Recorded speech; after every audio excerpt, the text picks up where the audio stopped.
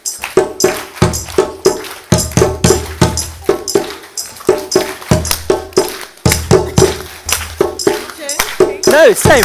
It's just going faster. Yeah.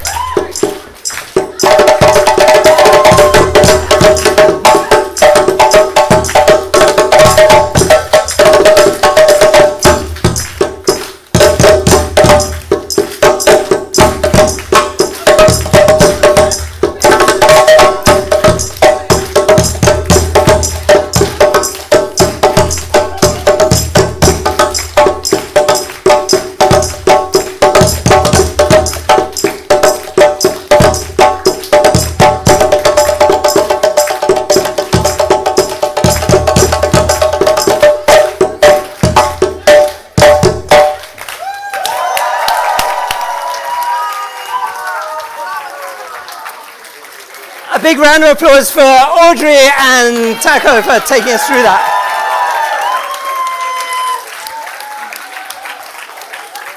Thank you.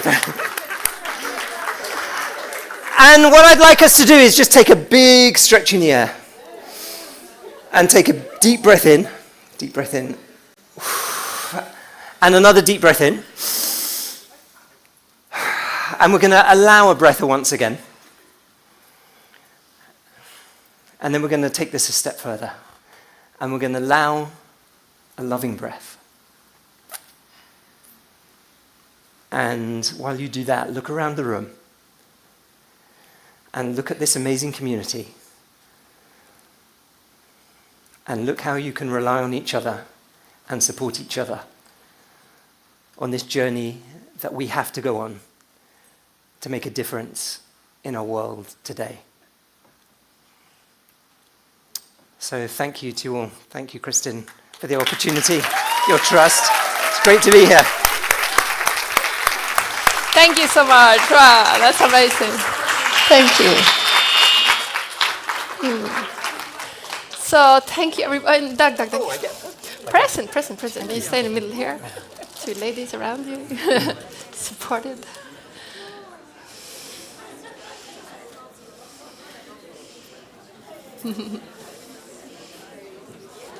So, thank you so much. Thank you, everybody. So now we have a 15 minutes coffee break, and then we go into the workshops. And after the first series of workshops, we have lunch, and then there's another series of workshops, and then we meet back here at 4, I think it is. Anyone has the program? But anyway, we meet here in the afternoon after the second series of workshops. So today there are 2 series of workshops. Look in the book, scan through, follow your intuition, choose the right workshop that will be the best for you. Okay, thank you. Have a wonderful morning.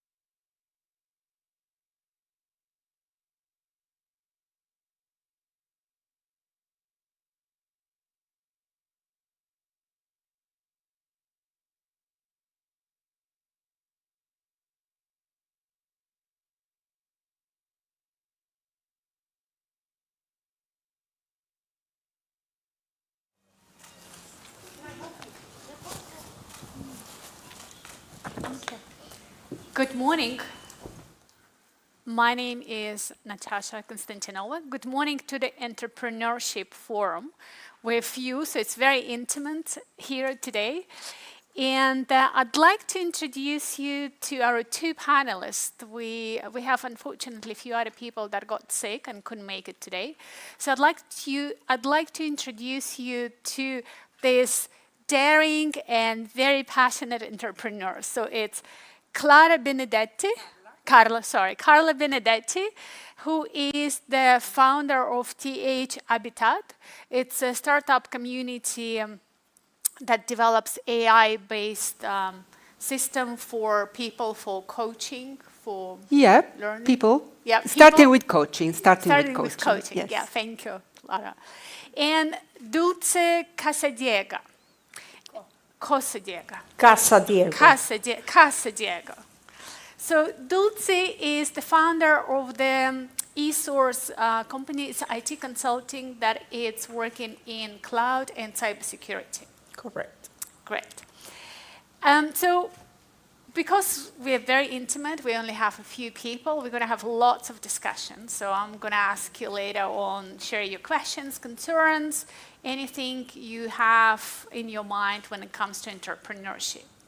And I'd like to start by asking Carla to talk about your company, how you made it to the world of entrepreneurs. Okay, so thank the floor you. is yours. Thanks.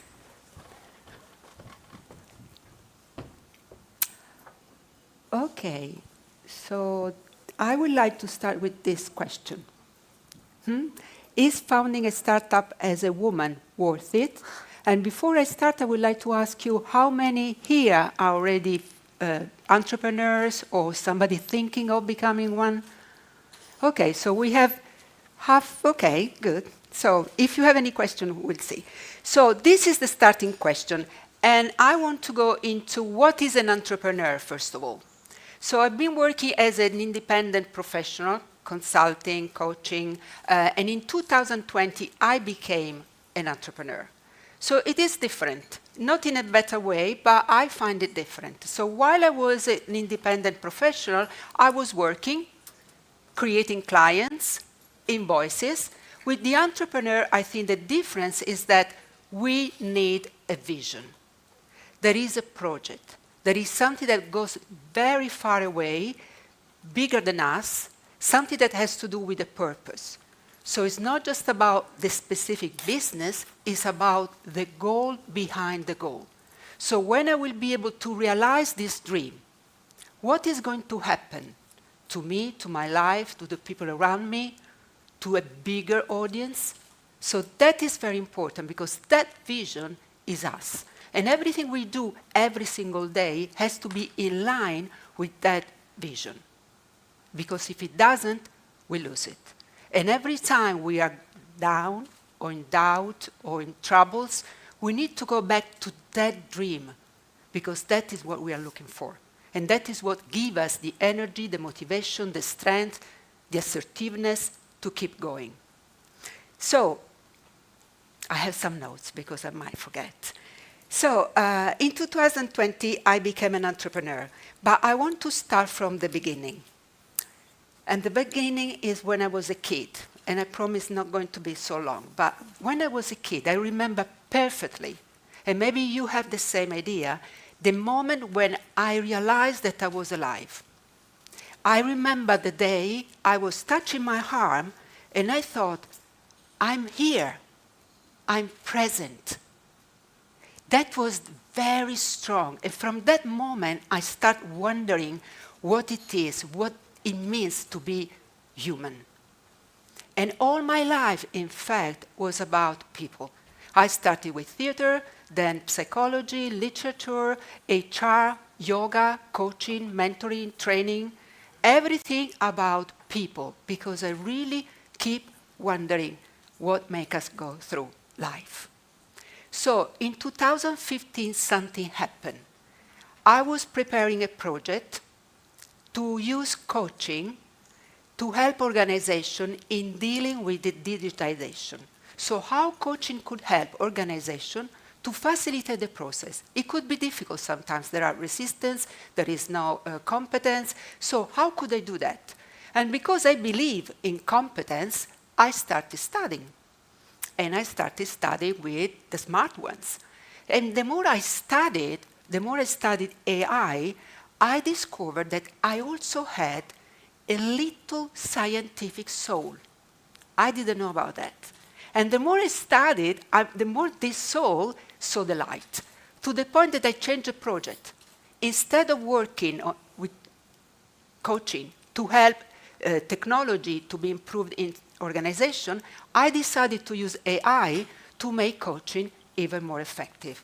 And if coaching gets more effective, I believe that humans get more human. So I started doing presentation in conferences, in ICF, in HR conferences. And then during the pandemic, I thought, okay, you know what? Stop talking. Let's do something concrete. So in 2020, in the middle of the pandemic, I founded a startup. Then I knew there were some challenges for me, because when we think about startups, we usually have the idea of a bunch of young guys in a garage building the future of the world. I had nothing of that. I was, and I am, a solo founder. Difficult. A woman. Complicated. Not many around. And I wanted to build a startup tech. And I'm not a technical, as you know. I come from the humanistic world. So everybody was telling me, don't go there, please. You cannot do it. And I thought, well, but you know, it's my vision. I am that. This is me. I cannot stop it. I have to do it. No, it's too complicated. So I said, fine, stop listening to these voices, and I created a team, 4 teams of technical people, international, and in 2022, in the stores, my first software was available. My software is an AI-based application that helps coaches to get a feedback based on data. And this feedback helps coaches to become even better in communication skills. Not just coaches, but also managers who want to check if their communication is fine. So, now, these challenges in starting the startup, and we go back to that question. And I want to share some data with you. In 2021, women-founded startup only received 2.4% of all venture funding. And what is interesting about this is from TechCrunch, that in 2022 it went down to 1.9%, back to 2012 figures. Because apparently, in every field of our life, when there is a crisis, women pay the price. But there is something different. If there is a list, startup with women founders perform up to 78% better than those founded by men. And this doesn't mean anything. I know there is a man in the audience, but that doesn't mean anything. It's just a statistic. So, what is interesting is that it's all in the questions. When founders go to meet potential investors, women receive different questions. So it's not just about, you are a woman, I don't want to give you the money. The bias is very subtle. So apparently investors ask female prevention questions, while men receive promotion questions. Prevention questions are questions like, how are you going to keep your clients? How are you going to save you from failure?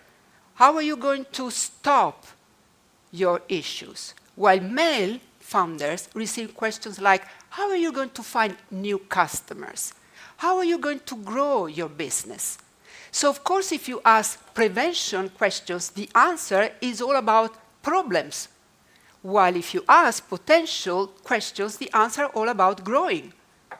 That is one of the main reasons. So my suggestion is whatever is the question you receive, answer with a promotion, answer. Try to go around and give them promotion answers. Another thing, when there is a man in the founder teams, the founding craze raised to up to 17.2%. So maybe it's a good idea to keep a man in the room. Can you see that? Isn't it unbelievable? So the question is it still funding a startup as a woman worth it? My answer is yes. Why? Because the vision. That is me. And every time we say yes to who we are, it's worth it, no matter what. So I'm very happy to be here, and I'm very happy to share with you anything, any question, any ideas. Go for it. No matter how difficult it is, now I'm growing, and the app is there. We are researching more stuff. And if you want to keep having this discussion with me, that is me. And you feel in the mood of funding and investing, come to me. Thank you. Thank you so much. Okay. Very inspiring. Thank you, Clara. You are very motivating. Carla. You confuse me. I have called her Carla always, and then I know. right Yeah, now that's I say, my mistake. It's okay. You look like Carla, Clara, but Exactly. in the end, it's Same letters. yeah. Thank you so much. Dulce, the floor is yours. Okay, so my name is Dulce Casadiego, and I'm the co-founder of eSource Italy, which is like the European branch of a bigger company that is called eSource Capital. And I call co-founder because it's not all my idea, so I have to share it with my partners, because having the right partner is key for moving forward. So not all the entrepreneurs start with a startup, innovation, a wonderful, revolutionary idea. That's not my case, okay? So my company focus in IT consultancy. It's just that we focus in IT consultancy of very innovative products. Okay, that's what I think that is exciting. So the question is, do you think that everybody has an enterprise mindset? Okay, so serial entrepreneurs, run up to 3 businesses before they are successful in the time of their lives. It's not the first one. So how did I start? When I was 12 years old.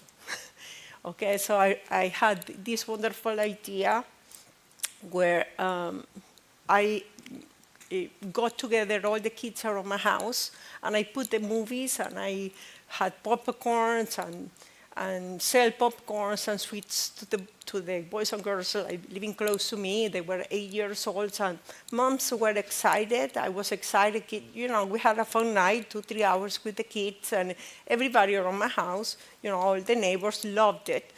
So the mindset sometimes, doesn't come with you when you're old. It is in your side. And you probably, if you go back to yourself, in that time of your life, you can see yourself that you have had many ideas that are entrepreneur. Probably you were not making a revolutionary idea, but it's that mindset what makes the move you forward. Okay.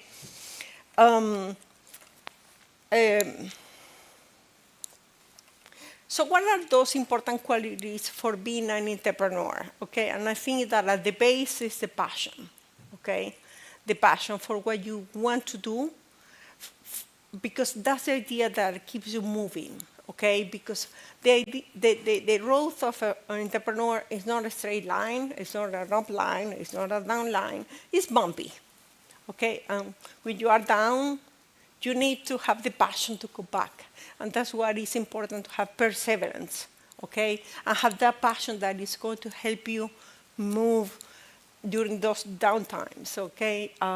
I was sharing with Natasha and Carla that yesterday I had one of those downsides, and I called my partner, and they say, I feel this and that. And he said, but think about it, okay? You run a company that for 4 or 5 years have straight, positive margins. So it's worth it. So you are doing fine. So just keep going. So I got my energy back, okay? Because you need that validation sometimes from somebody.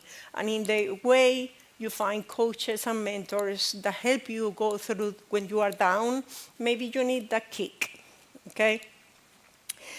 And entrepreneurs have to be risk takers, okay? Because sometimes you are in a land that nobody has been, or you are one of the first ones, and it is a risk. You risk your time, your money, your relationships. So it's important that you are a risk taker, because if you are afraid of taking risks, it's difficult that you can move forward. Okay, maybe you are okay with your 9-to-5 job, go back home, which is fine. Okay, everybody has a different idea of what the future should be. Okay, like many people think that when you cut, you are entrepreneur, you work less, less, that you have no bosses, but you have your bosses are your customers. Before the boss was, you have one boss. Now you have 300 customers, 300 bosses, because you depend on them. Okay, and your time. I thought, okay, I will have control of my time. And I do control my time. But instead of working 40 hours, I work the whole week. Because when I'm at home, my mind is always running. So it's not a job 9 to 5. It's a constant job where you are always thinking what to do next, what you have done wrong, what you should keep. So it is, my husband says, always touches my head and says, it's working. It's hot, it's running, because I'm always thinking. Okay? How I started. Okay, that's so sometimes you need to find an unmet need. Okay, because you are going to solve something, you are going to propose something, create your first product. And once you have that unmet need, then it's when all the ideas start to flow. And you find a way and you create your first product. And maybe it's not the best one, but it's your minimum product that you can put in the market. So how do I start it? I have been in the IT industry for many years. I'm not going to say because you will guess my age. And so, but I have worked for IBM, I have worked for Avaya, I have worked for Cisco, I have worked in the IT industry for many years. And one day I said, I'm tired of this life. I'm quitting the IT job, and I'm going to consumer job. Obviously, if you have been for more than 20 years in the IT world, it's not easy to get into the consumer. You are not young enough, you are no skills.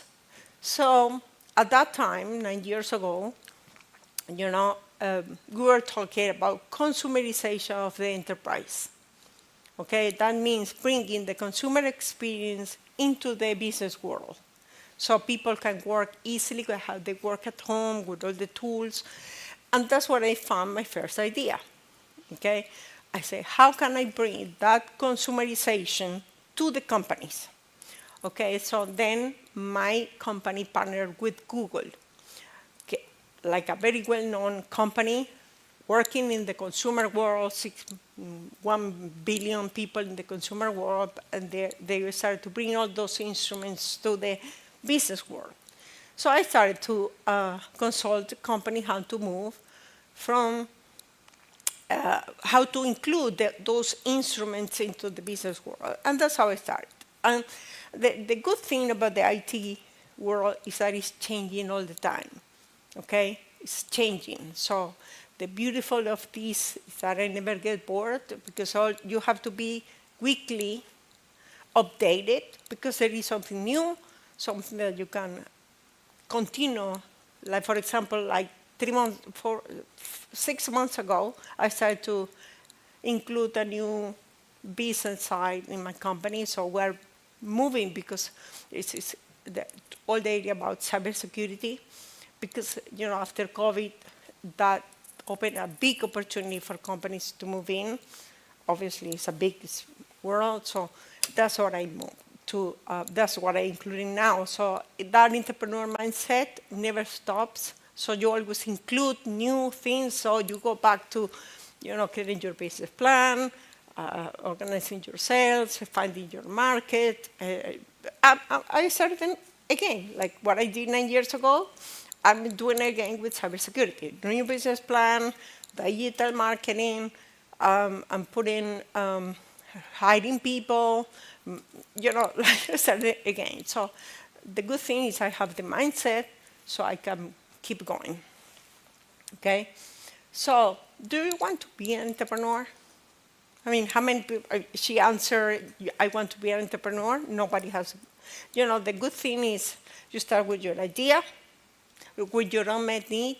You create. That helps you flow of ideas, and then you create your marketing plan. You establish your market. Get in. Don't be afraid to test your first product. For my first product, to what I sell now, I listen to customers. Like when people say the customer is always right, no, but I listen to what they say always. In IT, they are not always right, but I listen to everything they say because that helps me to modify my product. So being flexible is also important, okay? Hiring the right people is important. So that's me. I'm here, ready for your questions. Okay, if you have any, I hope you do, because we still have another half hour. Okay, so thank you very much. Thank you, Dulce. I think we do have enough time to talk and ask questions. So both of you talked about your challenges and how you started the companies. I have my own experience being an entrepreneur, and I know that a road in entrepreneurship is not always rosy. It's a very bumpy road. There are highs and we go, hallelujah, everything is great, I love my job. There are bottoms when you think, oh my God, what did I get myself into and how am I going to survive? Right? Do you feel the same sometimes? I just said. You just said all the time. And so I have one question which is related to that as well. On top of that, we're also female. We have families, we have husbands, partners. There is the whole another world next to it. And what, from your perspectives, are the main challenges, or maybe the positives of being a female founder or female entrepreneur, and how do you deal with that, or how you address those challenges? Well, I personally found also another challenge that I did not expect, and the challenge is age. I didn't really care at the beginning, so I was a solo founder, a female, no tech, and boomer. So when I go to conferences where founders meet investors, I have a whole bunch of startuppers coming to me looking for money. And I said, no, I'm one of you. So I didn't expect that. So what I noticed that in my position, I don't even reach the investor. Because when they read my age, they don't even give me the chance to talk. So what I decided to do to face this new challenge, it's okay. I stopped listening to the silence this time. Right. And I keep growing the company slowly, not like a startup should do, but that is the only way to make it happen. So how do I deal as a woman? Is the ecosystem is against. We saw the numbers. So what is important? The vision, go for it. If you really feel that is you. But also the ecosystem, as you mentioned, and I think female and male too. I'm not going to discriminate anyone. no. I think we have this ability to go and reach out and not be afraid asking help, advice, right? Or Yes. partner, collaboration, sharing ideas. And it's definitely, I see for myself, it's always a great tool to have in your pocket.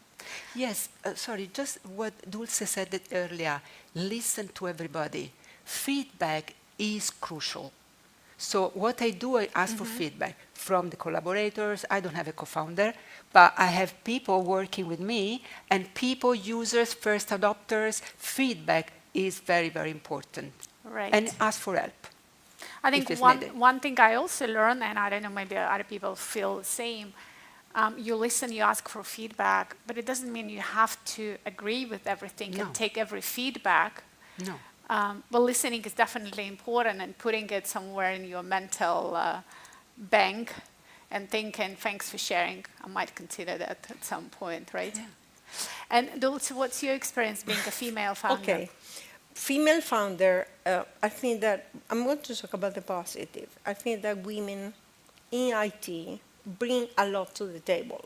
Like, for example, when we think about just feedback, when I go to an opportunity, I think that I'm a great listener. So I put that on the table, and I think that the customers love it.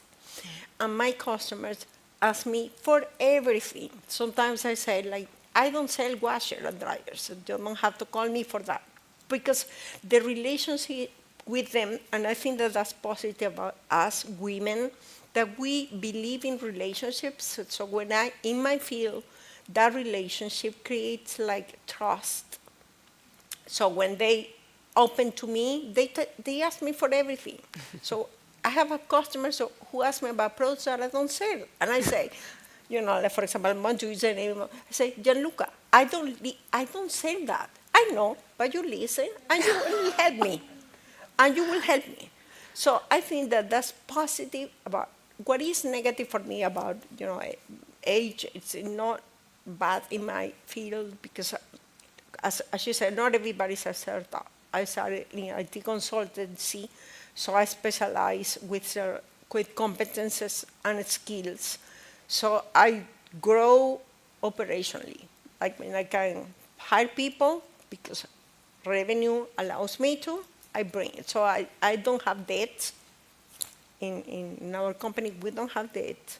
And we add people when it's needed and when my business can justify it. So if you are not in a startup business, for example, I don't know, maybe she has a hard time with my accent. No, if you are not startup and you want to finance yourself, add people when you need it and when you can justify that investment, okay? Like, for example, I'm going to add a new person because that new person is going to help me with A, B, C, D that I cannot do myself. So you start small and you don't get in debt, okay? Because a business like a common business that is not a startup, it doesn't qualify too much for investors, okay? But when it hurt me, okay, I'm going to talk about Sheila and Girly, who I know that are not Italians in Italy, is that I was not Italian and I worked in the Italian business, okay? But because I have passion, okay, once I could add Italian resources, I did. And that has changed the way how I approach the market because being a woman with an accent in Italian, in English, and in Spanish, in every language I have an accent, it's hard to get to customers, okay? So, but when you have competences that nobody has, sometimes they ignore that. But if you are starting in a business in a country where you are not a national and you have accent different or whatever, it's not that you have to let down. It doesn't to leave you down. So just work around. So I added new personnel who were Italians, and that helped me to go through that bump, okay? So that was my experience. And tapping on that, maybe you have some recommendations because not everyone has a growth mindset that is able immediately to connect or share, as you mentioned. Maybe you have some recommendations how to grow that mindset, to connect, to share, because clearly it helps you in business as well. The mindset for to connect with people, to share, to listen. Okay, one of the things that has been a big help for me is to do this. Okay, to do this, participating in networking events because you know people who know people who know people, and you know, like women, we help each other. Not everybody, but if you find somebody who can help you through new ideas, seeing the things that you don't see, that helps a lot, okay? And because sometimes you feel that you can't, okay? But listening, being inspired by others, I try to do that with, you know, with the people working with me in different associations. I try to inspire. Okay, I'm not only, I mentor some startups because sometimes it's easy to see the difficult thing from the outside, not from the inside. So I try to get inspired and inspire others. And we You know, heard I look at what the competition does, honestly. Okay, I see, I mean, this market, I see whatever the competitors do. Okay, and the ones that are before me and the ones that I want to imitate or at least be similar because they have great ideas, you know? Yeah. I don't know if I answered your question. Any Did answer. I think as long as we keep the conversation and people learn something or they make connections in their mind, that's what matters. And I want to ask Carla to add on that topic, because you mentioned earlier the ecosystem is important. So how to grow, from your experience, how to grow that community while also building the business, working with the IT companies while not being an IT person? Yes, that is the thing, not being study, get informed, and networking. Networking is crucial, but networking needs to be two ways. Mm-hmm. So I think it's not useful to go somewhere to try to get something, but just try to exchange because, you know, may I share a little story? Of course. So, you know, there is a story, I don't know if it is Chinese or Oriental, you know, one of those metaphors. So there are two people. If two people meet and each person has a coin, if they exchange the coin, they go back home with one coin. But if they share one idea, they go back with two ideas. So networking is crucial because even though you are not doing what they're doing, you hear ideas and your ideas become bigger and larger. And maybe you start thinking and you go to the point that maybe there is something to be changed. It's amazing. And I think something that is very useful to identify what is your really, I don't know what to call it, the creative moment. We all have one specific moment in the day which is our creative moment. I don't know if you noticed that. Think about it. Some people have it in the morning. I have it at 3 o'clock in the morning. It's true. Do you wake up every night?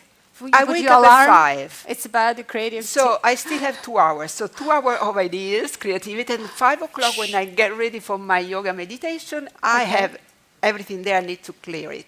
But we all have that moment. Sometimes I'm not waking up, but there is something happening, and I could put it down. I don't, but it stays there. So identify that moment. Nurture it. I mean, really work for that. Make it your time, relax, and then you will see that there is a lot coming from that moment. So because we collect right. information, ideas, even when we don't notice. We listen, and so in that moment we put everything together. And I guess that creative moment is also a reminder to like connect with yourselves, right? Yes. With your mind, listen to your Yes. mind, your body. Like often I think we just go throughout the day without listening, attuning to ourselves. Yes. And we just go with the flow. We get distracted. We meet somebody in a corridor, we start talking. Yes. But what I'm hearing from you is also taking this time to listen to yourself, finding those creative Absolutely. moments. And in that moment, we connect everything. It's not just brain, it's the brain, it's the heart, it's the soul, it's the whole of us. That's what creativity is. The ability to collect everything in the unconscious mind and bring it to the surface when we are connected. Beautiful. I also read this quote recently. It says, in reality, it's all about motivation. So if you are motivated, you work hard. Would you agree with that?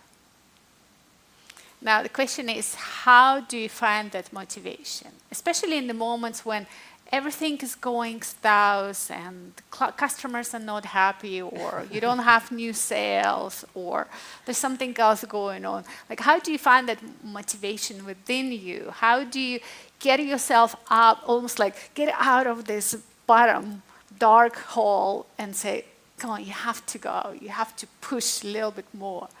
How do you do that? You know, this morning we heard the speaker talking about starting with the why. Right. Which for me is the vision. And I think it's crucial to identify the goal behind the goal. It's like when we want to go to the gym. On Monday, I will start going to the gym. And then Monday becomes Tuesday, and then maybe Wednesday. And why is that? Because we are focusing on the effort to go to the gym. While if you think about, okay, let's suppose I go to the gym. What is going to happen then? Just visualize yourself after the lesson, after the class. I do that with my yoga. I wake up every day at 5 o'clock in the morning. That is discipline. Do you think I always feel like, oh yes, now I'm going to do my practice? No. Really? No? No. I'm human. I'm not a guru, I'm not. So every day I do it. Sometimes I feel like, no, not today. Then I stop for a moment and I think, yes, but how do I feel when I finish? That is the reason why I wake up in the morning. And it's the same with the business. Why do I do it? And if I can add something, in the cycle of a startup, there is the moment when we are very high, because I have the best possible idea in the world. Of course. I will change the world. Of course. People will be happy thanks to me. The ego is on top. Then you start working, difficulties, and then there is a moment, which you can see the curve, right? Which is called the death valley. Yep. The death valley is when you either go up and make it a business, or you, as the valley is called, die. Right. That is the critical moment for a startup, because usually is when you lose money. When you finish, you run out of money. And I can tell you something about that, because I invested my own money in the business. So when you're there, instead of panicking and say, oh my God, this is finishing. No, go back to the why. Every time there is a moment where you feel this is not working, nobody's helping, or maybe they're helping but it's not enough, clients, whatever it is, remember why you started. And I think, and I close with this, that is very important that we know that why before we start. Because if we don't know why, we are not going out of the dead valley. Beautiful. Because there is no purpose. We finish. So that's my feeling. Stulte, what about I just what's your wanted to add experience? that when we decide to be an entrepreneur, we decide for a reason, okay, which he calls the why, okay? In my case, for example, I wanted empowerment, and I wanted to be control on my money and my time, okay? I had kids, and I wanted to have that freedom to decide how to move without having a boss, when to do what, okay? And when I'm in that dead valley, I think about like, okay, because I'm in IT. I have been worked for big companies and I get calls all the time, and they tempt you, to go back to the business world, where I don't have empowerment because I will have a boss, I don't have control of my time. One day can they tell you, thank you very much. Okay, so when you don't have that. So when I, in that Death Valley, I think about why did I move to being an entrepreneur. And that helps me to move, to not, to climb again that road, that bumpy road, okay? So when you decide to be an entrepreneur, decide why. Why? What are the reasons? What are you looking for when you decide? Because not always it's money. Sometimes it's empowerment. I want to be in control of what I say, what I do, when, okay? Right now, that I have some people working for me, I think that I depend on them. My time is their time. So I'm losing a little bit that freedom because I support them, but I'm empowered. So that was my first goal. So define the main, because things can change in the middle. And when you are in that Death Valley, think about the changes that you can make that are meaningful. If you feel that you cannot make, you will die. But think, one of the important traits of any entrepreneur is that you have to be flexible, versatile, because sometimes you have to make strong changes to overcome that roadblock. Okay? I don't know if I... And may I add something else? This idea is for everybody, not just for entrepreneurs. In any project, if we don't know why, we might be in trouble. In fact, in companies, they start bringing the entrepreneurial thinking, so people feel involved. Yeah. It's very important. And the Death Valley, which sounds really bad, is actually very nice, well, in some way. It's not comfortable, but apparently our mind, when we are in that state, is really receptive.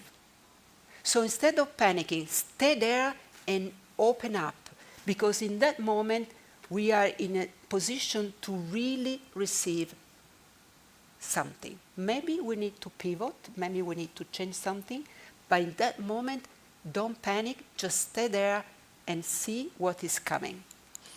I've recently read a Natural Science magazine, and there was a quote that really stood out for me. If, for the scientists, and I don't know, is any of you scientists here? That's R&D? Good. So basically, what they said is the following. Once you do the studies and try to prove something right or wrong, and if everything comes out right, there is something wrong about it. Once there is a moment when something comes out and it's wrong, that's when the scientists also go, aha, now we have something to work on.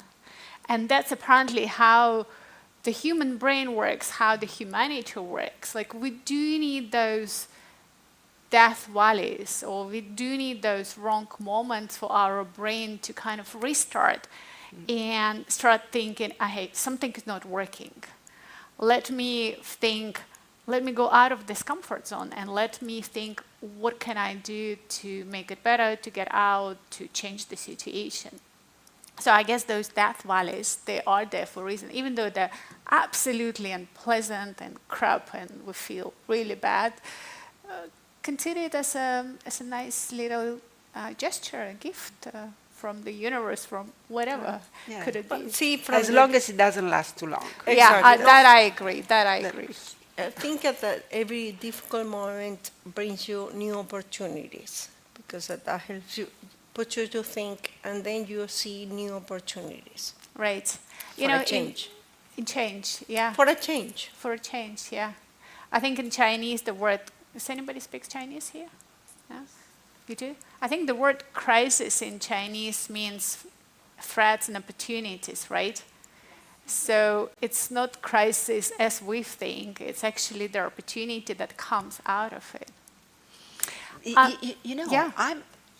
We are not many. I'm very curious. I mean, is this useful? Is there any question? Exactly. What is your Yeah, I wanted to ask, I'm pretty sure it's very useful, so No, thank you for I'm sharing. curious to know, are you going to become Yeah, an entrepreneur? also wanted to open, are there any questions? Like, there is a reason you guys came to this session, right? Either you wanted to learn or listen or share. So anybody, please.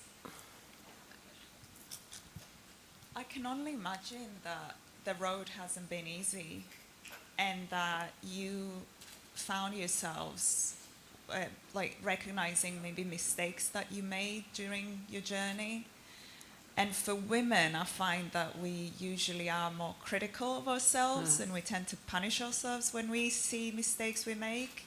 So how do you overcome that? So when you do recognize that you made a wrong decision, how do you cope with that? Okay. I go? Okay, what I learned in coaching is that there are no bad decisions at the moment. Every time we make a decision, we make the best possible decision we can make, according to what we know, the level of awareness, the information. So I accept that. So if I discover that maybe what I've done was not useful, I learn from that. It's like scientists, no? They are dealing with failure constantly. Without failing in science, there will not be any research, any new progress or discovery, because it's a continuous failing until they get the answer. And we need to quote Steve Jobs at least once, no? I mean, there is no conversation entrepreneur without mentioning Steve Jobs. So he said, if you're not ready to fail, stay home. Right. Does he answer the question? So accept the mistakes, learn from that, and change whatever you could change, if there is a need, or just get better. I learn from my mistakes, okay, and there are many, okay. One thing is, I'm a computer science engineer, I don't know if you know that, but I never, ever, and it comes from the bottom of my heart, I never thought myself different from men. Never, ever, until I moved to Italy, okay? But I'm not. I still make the mistake that I don't see problems. I go ahead thinking that I'm equal to any man, so I don't feel like my mind. I've been some diversity, but nothing. I don't think that we panic more than them. I see my qualities, but I learn a lot from my mistakes, and there are several ones. What I try is I made a mistake, I know how to fix it, and I don't do it again. I did again a couple of times, okay, but I'm learning, okay? But I learn from my mistakes. That's all you cannot change the past, okay? So the only thing you can do is like keep that in mind. I mentioned my mistakes to them before this meeting and say like made a mistake. I'm going to say the mistakes I make so you know like. One is she's in a startup. I mean, I have been around for longer, and so I hire wrong people. Okay, so that's a mistake because I undervalue certain things that I have to have in the people who work with me in this field. I'm in the IT world, so it's not for everybody. So sometimes it's boring for some people, sometimes it's exciting for others. So I made mistakes in the hiring process. And I did another mistake that I consider that is crucial, that is collaborating.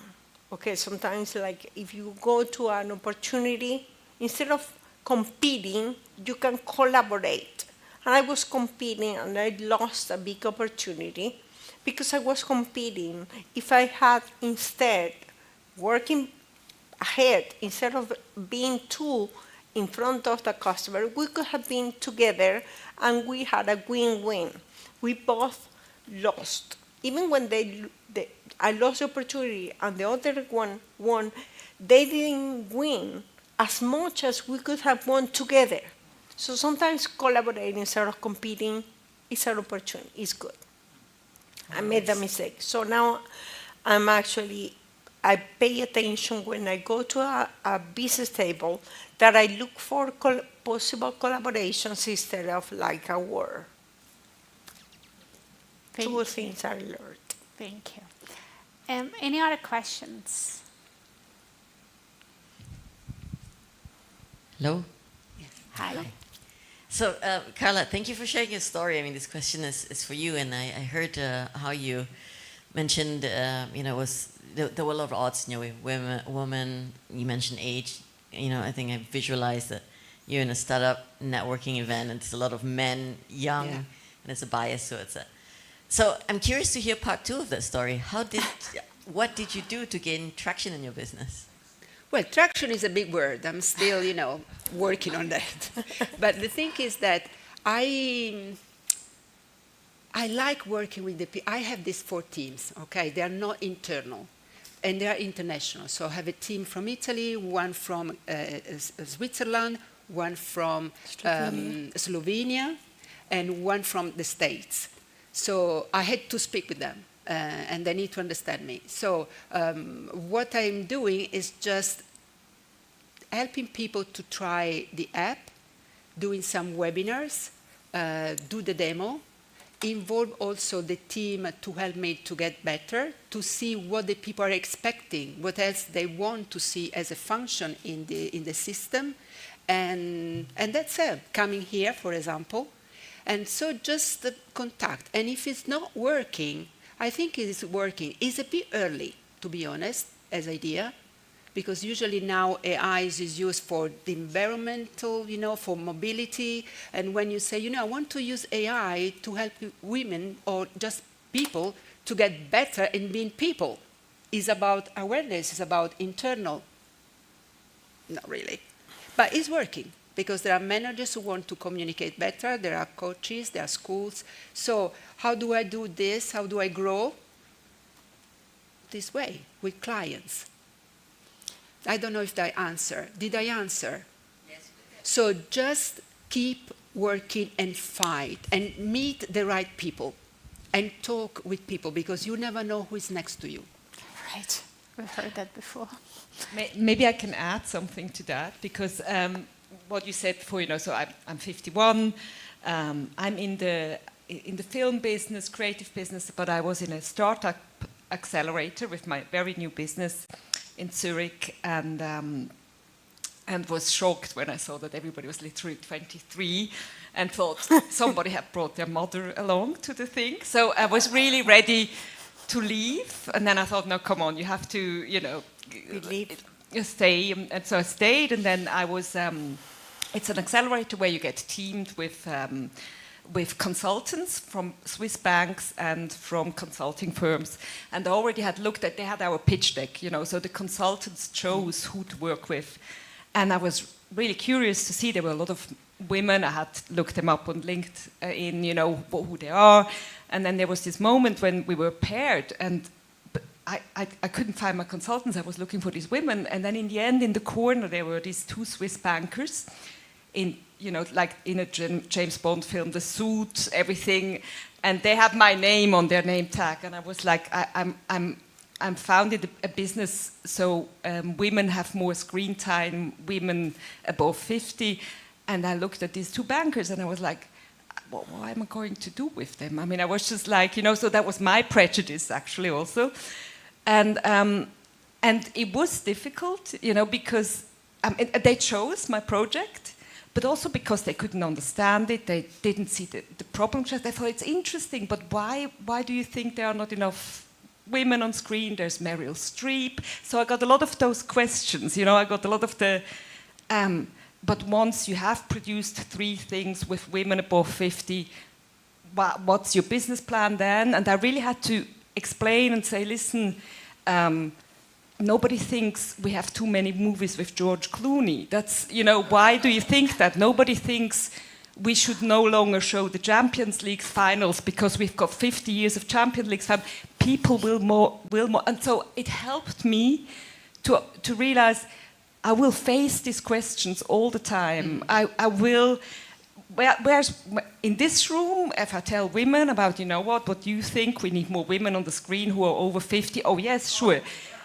but it really sort of, I'm so happy I stayed and didn't leave the room and thought, but sort of and I think, and now actually the Startup Accelerator is over, but I keep working with the two UBS bankers. They're great guys, so they're basically sort of, they keep consulting, and in a way, I'm very grateful for the experience because it helps me more than if I had, the women I looked up and thought, oh, she'd be great. And I still want these women on my team too.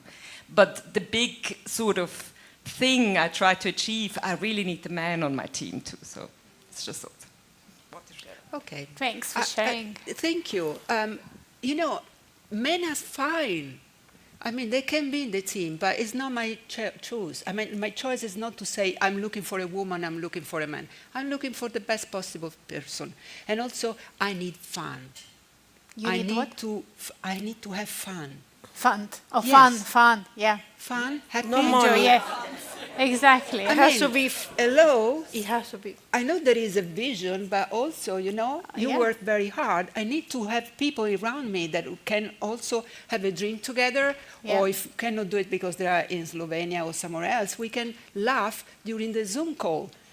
Don't take it too seriously. Yeah. Yes, we are going to change the world one moment at a time, but please, Yeah.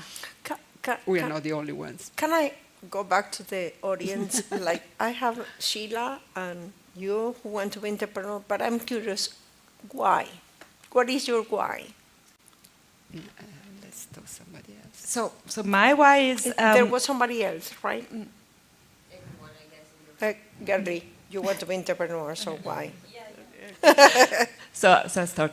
So I'm a writer and screenwriter, and I wrote a screenplay that I got grants for to develop it, but you need a production company to develop it, and several companies were interested, and they were like, we love it, it's a fabulous story, and the protagonist is a woman, she's 53, we love it, and can the woman be 39?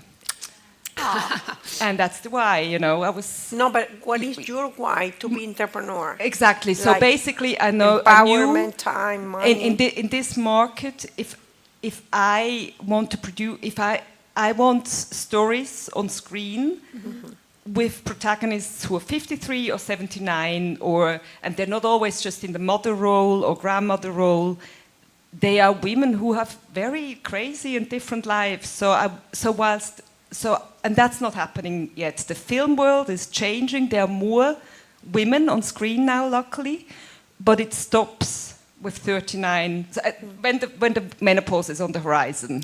And I think somebody said this morning, you sort of have to see it to be it. So we need these women, like we need you on stage to realize this is possible, and we need women like you on our screens. And it's representation. Wow. I need to say, sorry, it came to me, it's very short.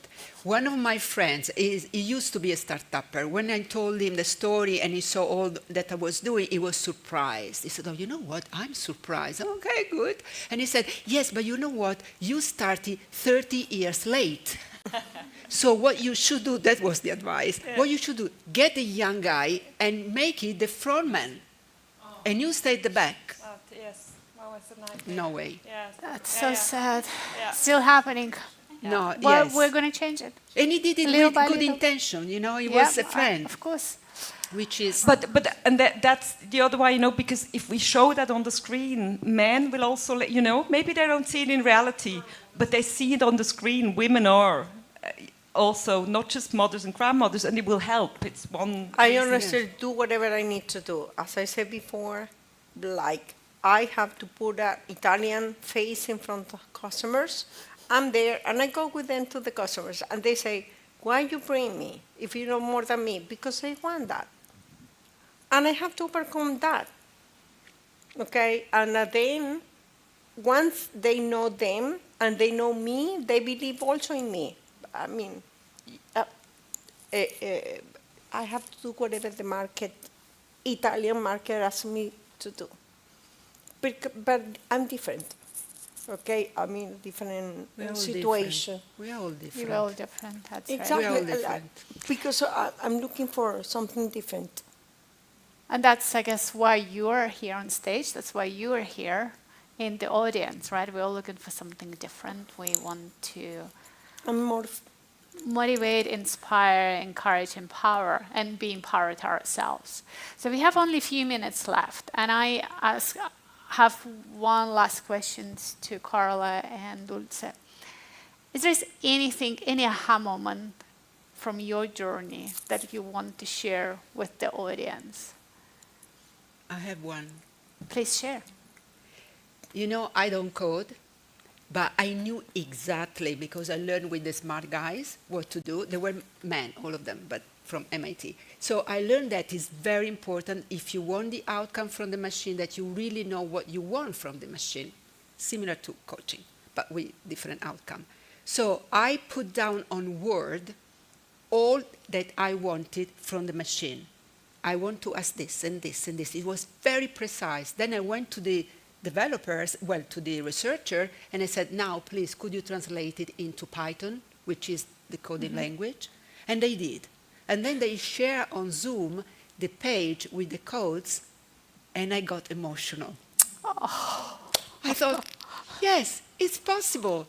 It can be done. So I could read through the, the coding. I cannot do it, but I could read what I was putting down in Word, and my heart was, boom. That was a big moment. Thank you for sharing. Dulce? It is very rewarding when the customers give you a positive feedback about what you do and what is special to work with you. So for me, that makes my days, that helps me keep going forward, because it's very rewarding when the customers recognizes the hard work and your professionalism and what you are unique. So that for me is very fulfilling. If you think that there is something else that I want to share with you, if you think that it's easy, it has been easy always for me. No, there are days that I wanted to quit. Not lately, but at the beginning, it's very difficult to keep the passion moving. But is it worth it? It is worth it. Yes, for me, because it goes to my why. I have the freedom to be with my family, work balance was the key. Thank you. So I have a question to all of you. What are you taking away from this session today? What are the 3 things we're all taking away? Anyone? At least one. At least one. I have my list of 5. I know. I'm very glad to be here this morning and seeing again Carla and Dulce, Natasha, the right people in front of us right now. My 3 takeaways actually that the right moment is now. So I think it's a great reflection, and we thank the people around us that helps us reflect on that. And the right people is actually the meaningful relationship that you have. It's key. And the best possible decision is now as well, as Carla just mentioned. You always go back to that why. And perhaps I always get, my personal experience that I always get approval or from the people around me that I can be a very good entrepreneur. I never really have thought about that. But then I tried doing a volunteer work where I test my skills, my competencies, my leadership, my decision making, my relationship making, whatever it is that you need to test to be a successful leader and to grow from that mindset to a bigger one and influence people. And the biggest emotion that I always get is actually when I see people succeed. And I think that's a great motivation to continue. The more you see people succeed, in front of you, in front of me, around me, to that small contribution or that small collaboration that you did with that group or that community or that person is important. And that moment is actually you create intentionally. So I loved WIN, and my association, the Professional Women's Association in Rome, where Dulce also has been an active member since in the beginning. We partner with WIN because we believed in sharing opportunities, creating change, and absolutely creating better future for each of the women next to us. And that's it. Thank you. you. Thank you. Any other takeaways to share with all of us? Have a vision. Have a vision. And I like the piece that spoke about the unmet needs. Unmet. Coming up with ideas. Us in the UK, we like to complain a lot, so recognizing unmet needs is very easy. But how often do we come up with ideas? That's the key, I think. Yeah. And have that moment at 3 o'clock in the morning or of creativity. Or whenever, right? or 11 o'clock, whatever. I was encouraged to see that you need to have at least 3, or on average 3 failed startups, because I have one behind me and one in the Death Valley, so I think I'm on the right track. Good. Yes. Good. Anybody else? Yeah, please.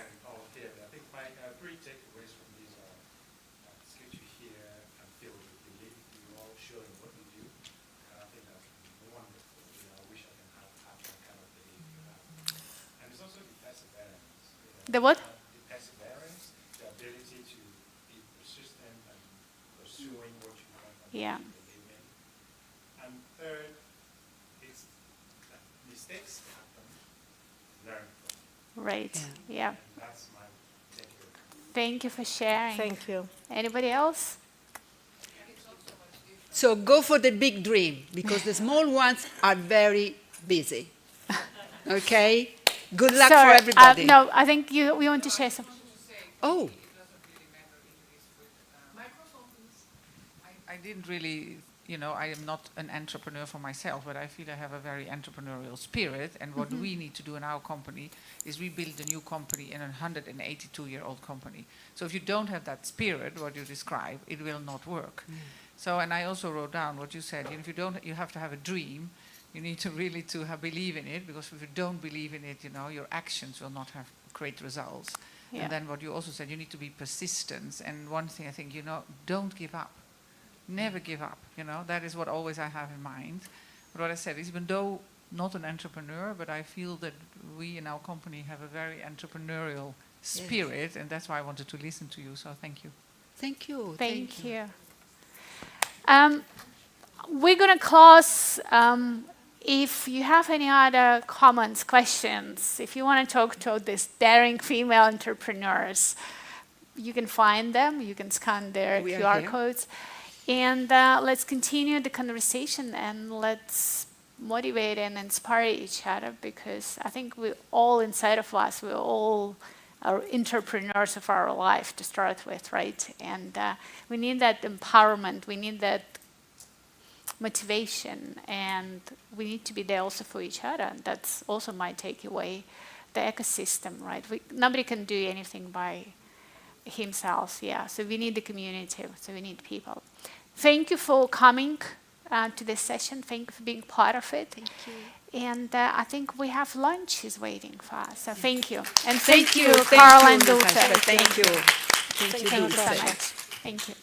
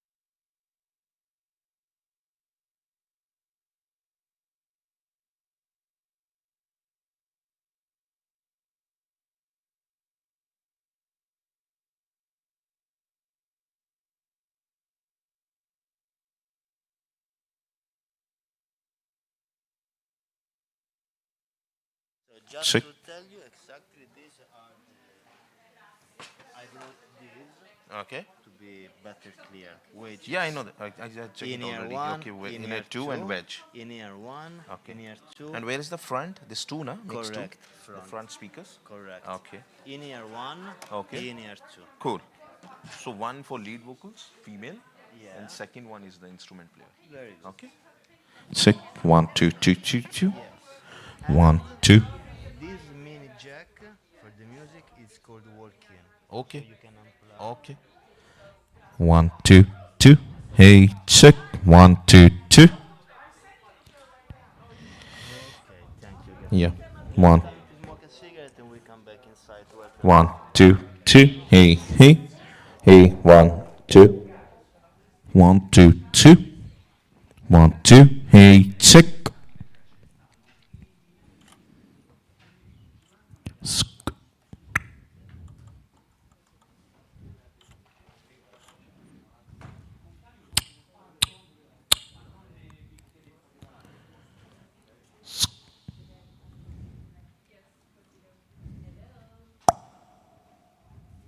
Hey, just 1 2. Just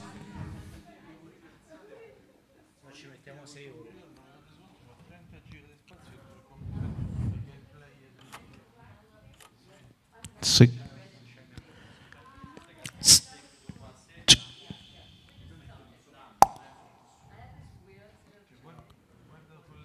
Six. Hey, test.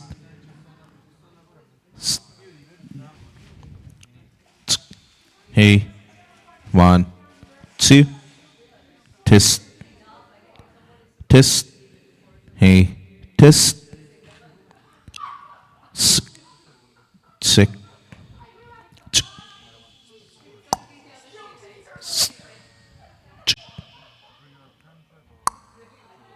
Hey, test.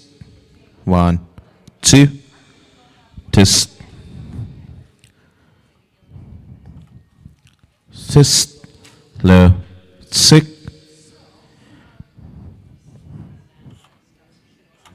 1 2.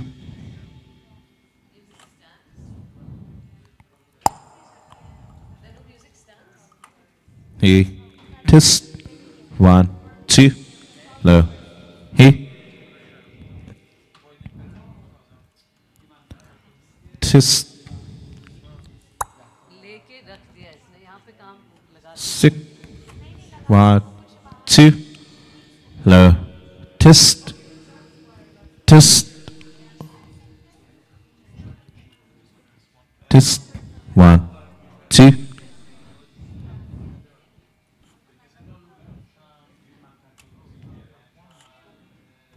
1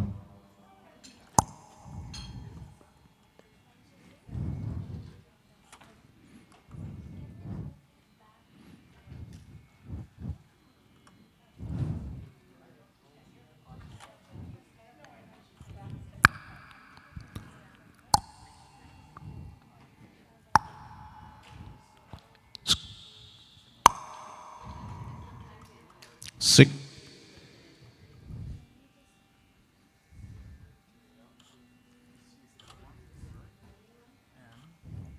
Hey, 1 2. Low. Hey. Test. 1 2.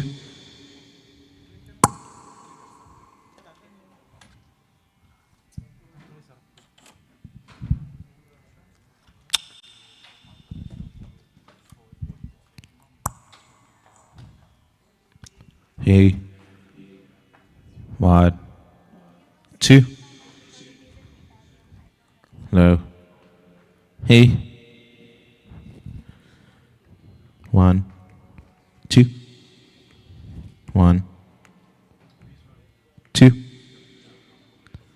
Low. Hey. Test. 1 2.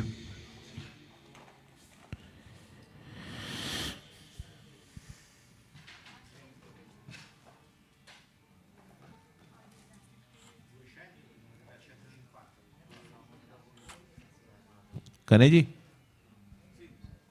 कॉर्डेस लगाना है, ये लगाओगे? Cable डाली नहीं?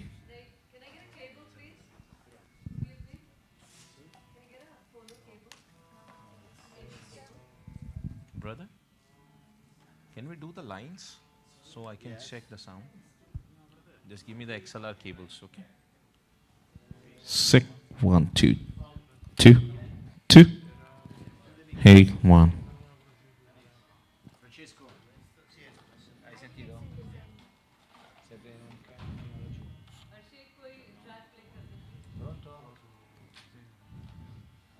1, 2, 1, 1, 1, 1, 2, 2, 1.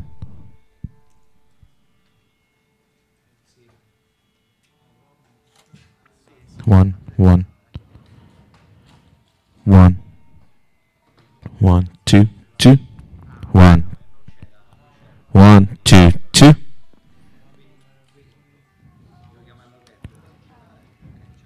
One,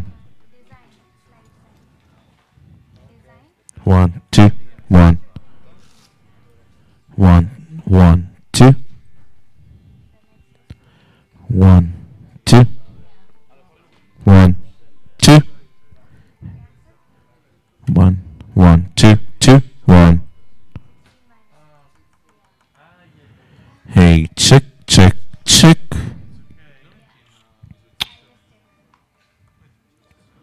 One, two, two. Hey, check, check, check. Okay.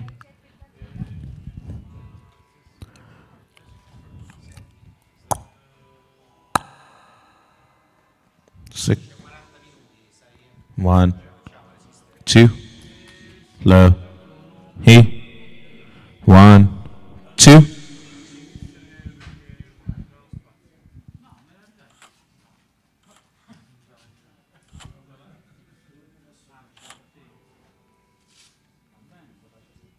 One.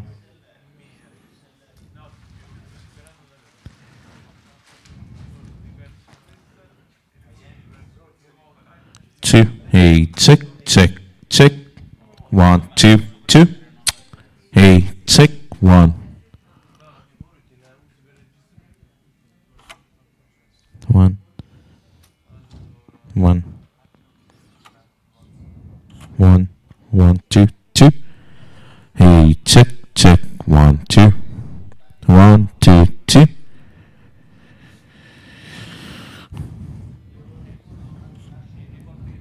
One, two, two. Hey, hey, hey, check. Check, check, check, check. Hey, hey, 1, 2, 2. 1, 2, 1, 1, 2, 2. Hey, hey. Check, check. Check, check, check, check.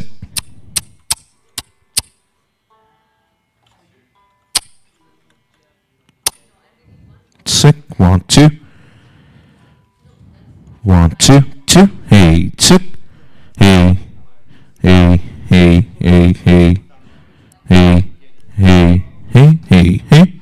1, 2, 2. Hey, hey, hey, hey. Hey, hey, 1, 2. Hey, check.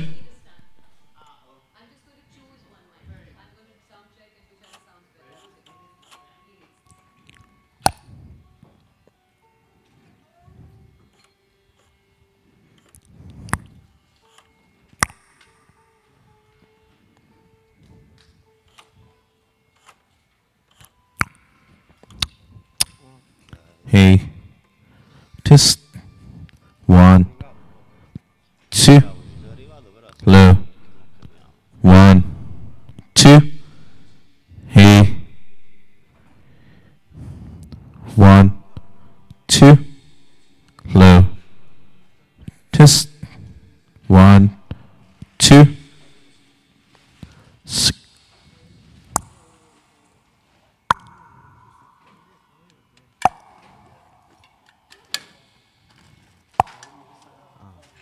Hey, low, 6, 1,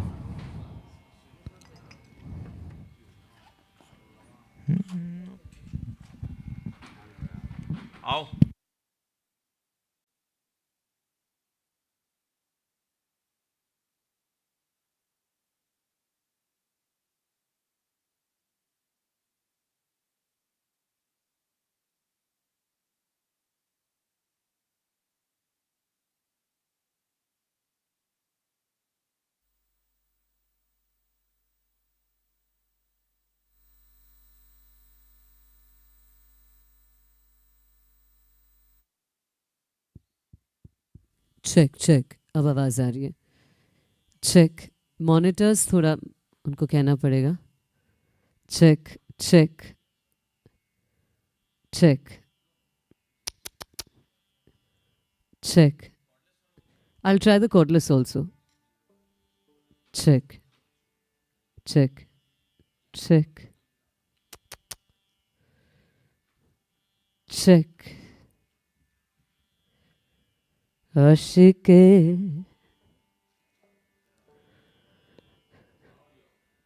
check. Pienso que un check. It's good to have him.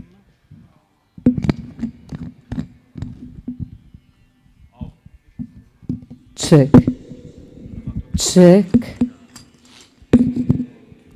ये थोड़ा सा मतलब पता नहीं, stage पे तो बहुत ही अजीब लग रहा है ना। Penso che un sogno così non ritorni mai più. ये बहुत ही अजीब लग रहा है। Mi dipingevo le mani, le faccia de blu. Check, हाँ इसमें कोई मतलब जान नहीं है, स्टेज की वजह से होगा कि मॉनिटर्स भी बहुत दूर है ना। चेक, आशिके बे, पहले डिले काट देगा, सिर्फ रिवर्ब दे दे रिकी। आशिके बे, ये क्यों बहुत दूर दूर से आ रहा है? थोड़ा मॉनिटर्स मेरे सामने लग सकते हैं? है नहीं monitors. There's one monitor there and there's one monitor there. Can we put the monitors in front? Check. Ricky, I want like more body and more gain. There's no. Check. Check. हाँ बंद कर दे. Check. मतलब ये बहुत ही like मुझे तो like अभी बहुत ही बिल्कुल फ्लैट कर देगा, 1 मिनट। उसमें थोड़ा सा हाई खोल दे। ये पीए की आवाज़ है। हाँ अच्छा, अब तो बिल्कुल बंद हो गया ना, क्योंकि उन्होंने मॉनिटर्स बंद कर दिए, तो ये सिर्फ पीए की आवाज़ है। तो अभी थोड़ा सा गेंद, 1 मिनट थोड़ा सा गेंद दे दे, मेरे को समझ नहीं आ रहा, बहुत दूर है ना, थोड़ा अभी ऐसे ही गेंद दे दो। Check check check. बहुत ही ये ट्रेबल, इनका लोअर नहीं है कोई, वही तो मैं कह रही थी, बेसमेंट नहीं है ना। बट ये अजीब सा वोकल आ रहा है, जैसे छोटे से स्पीकर का वोकल आ रहा है। नहीं तो फिर वही कह रही थी, मंगवा लेते हम लोग। कौन से? 1 मिनट में कि उस पे सुनती हूँ, रुको 1 सेकेंड, इसको ऑन कर।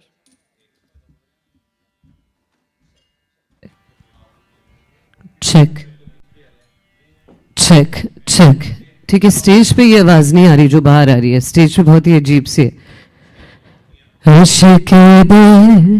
थोड़ा सा लो एंड खोल सकते हो और बिना मडी लगे, मैं मडी तो है ऑलरेडी। चेक, थोड़ा सा हाई खोल फिर। चेक यहाँ एक लो में एक बूम है ना, ये वाली, ये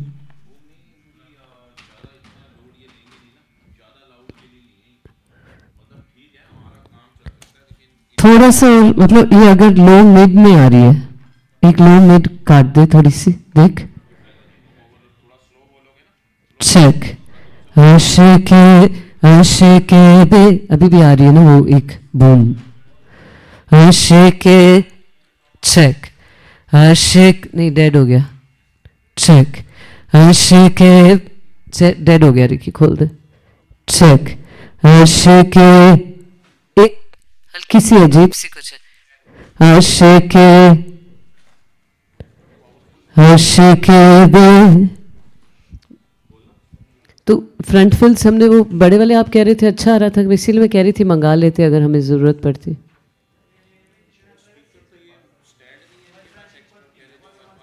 नहीं अर्शी को बोला था मैंने, मैंने बोला था कल आप लोग को कि मंगवा लेना ना, अगर नहीं आप दोनों ने बोला बिल्कुल ठीक लग रहा है। चेक नहीं तो फिर कुछ चेंज करना पड़ेगा ना, क्योंकि ये तो वॉल्यूम है ही नहीं. अब एक बारी ट्रैक चलाओ कोई, बहुत ही डेड सा है.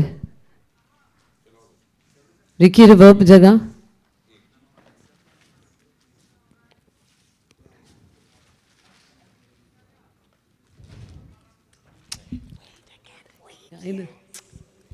चेक. अब आइए वॉल्यूम रिवर्ब से.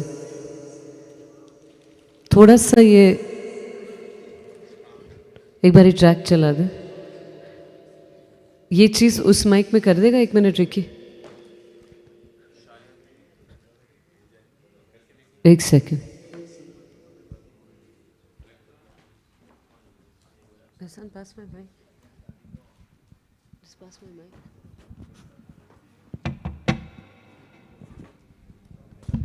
Only mic?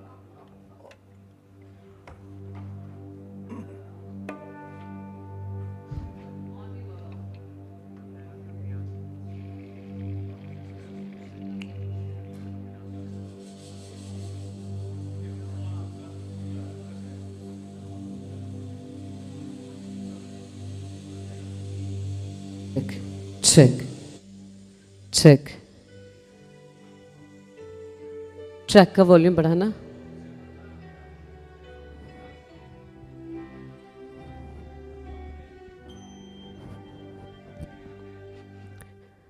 Abide with me. Fast falls the eventide. 1 second stop करना. 1 second.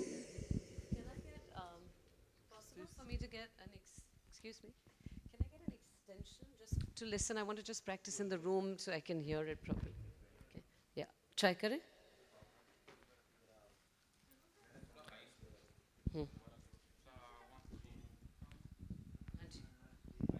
Okay. Play. Check. Track का वॉल्यूम थोड़ा सा. अच्छा, हाँ मैं समझ गई जो आप कह रहे हो. हाँ समझ गई. शुरू कर. ये सब एहसान बजा रहा है.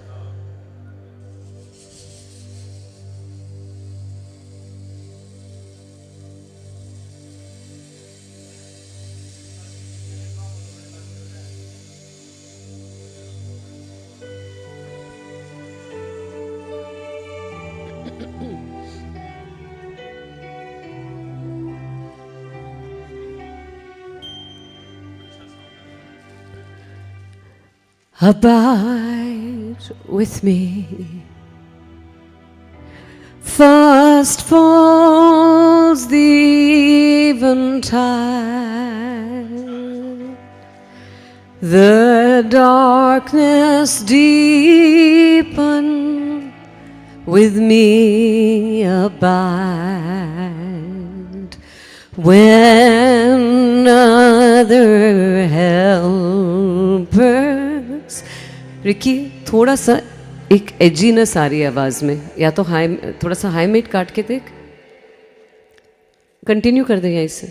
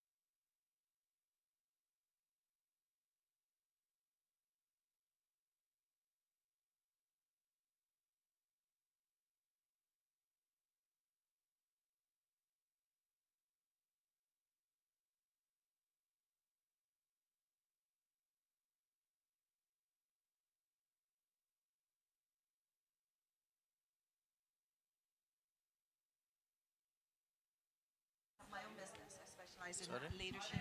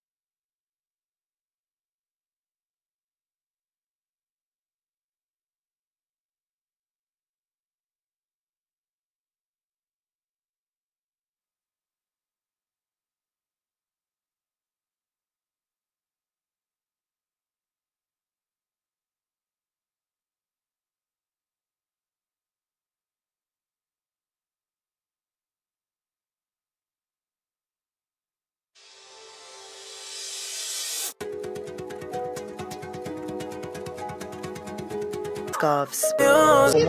نه من اصلا قرار نیست شما رو هدایت کنم. نه شما For equality. Ride a bicycle. Thousands of people gather. کردی همه اینها داره مستند من چرا اگه گردنم پای عقایدم وایسادم اینو یادت باشه. شما میخوای Refugees and stability. And that's what. Until the women of Iran are free, we are going to stand with you.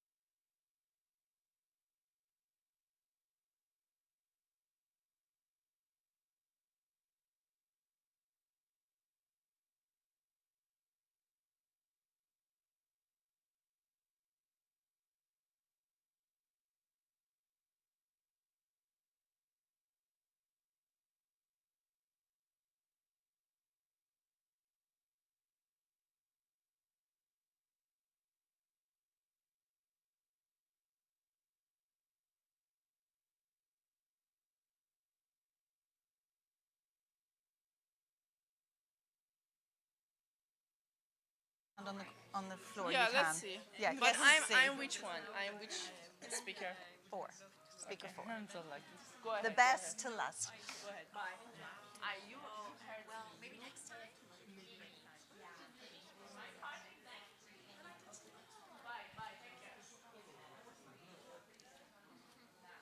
So, Knight, you can choose if you want to stand on the stage or if you want to stand on the floor. The stage is good.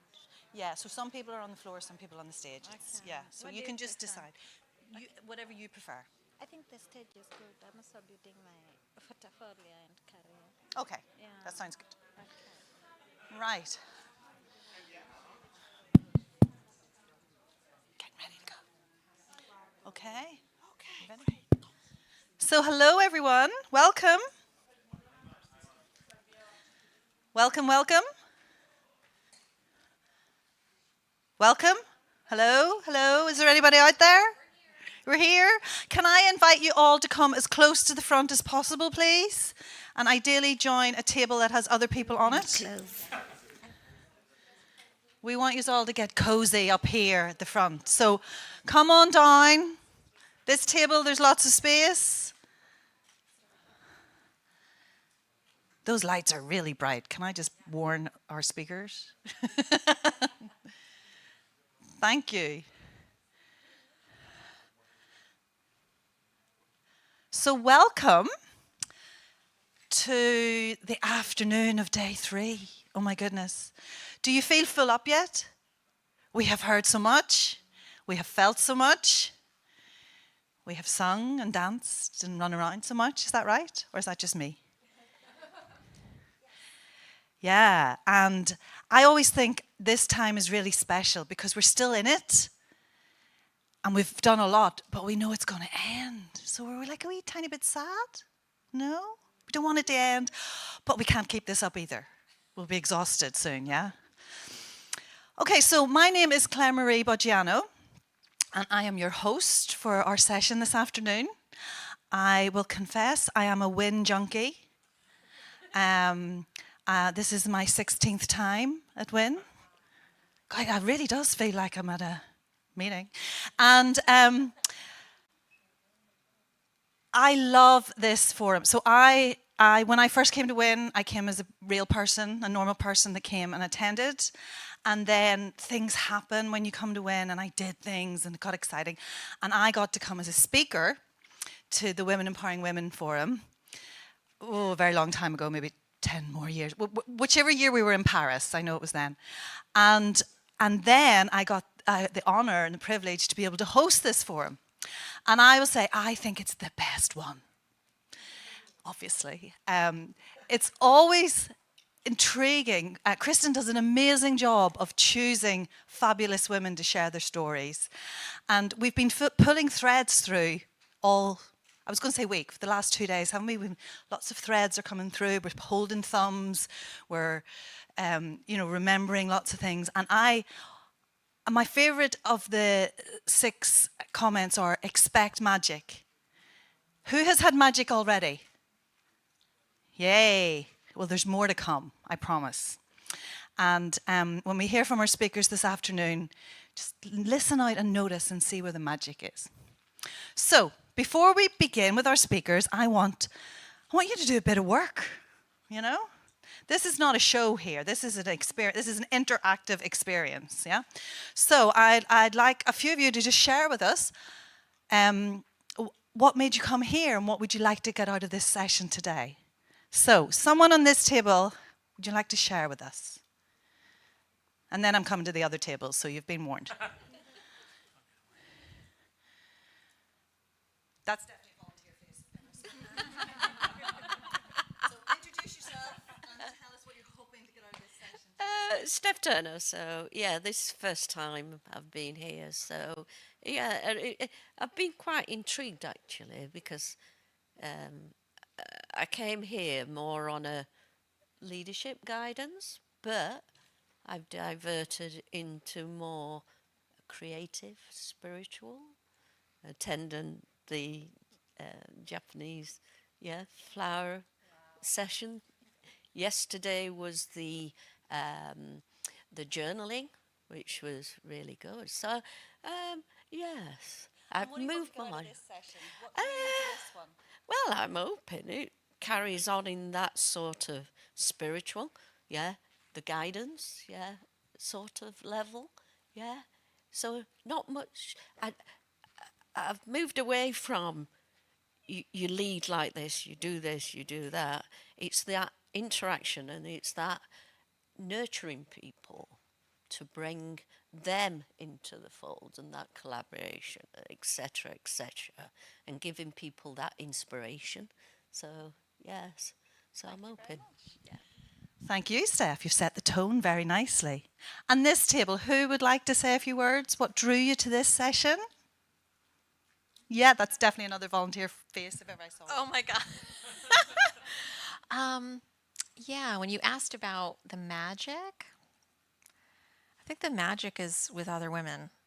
You know, there's a lot to learn from each other, but when we connect around certain issues and we get to actually, in a small group like this, talk about it, hear from one another, I feel like that's when the sparks really start. So I'm excited to hear from women from all walks of life, entrepreneurs, women in corporations, what is working for you, what's not working for you. And it's often something that I don't expect, you know. Sometimes I think I know what I'm going to want to learn or pick up on, but then something else shows up and I'm like, wow, I didn't think of that, or I didn't expect that. And so I think that's part of the magic of a small group of women like this. So I'm very excited to be here for that.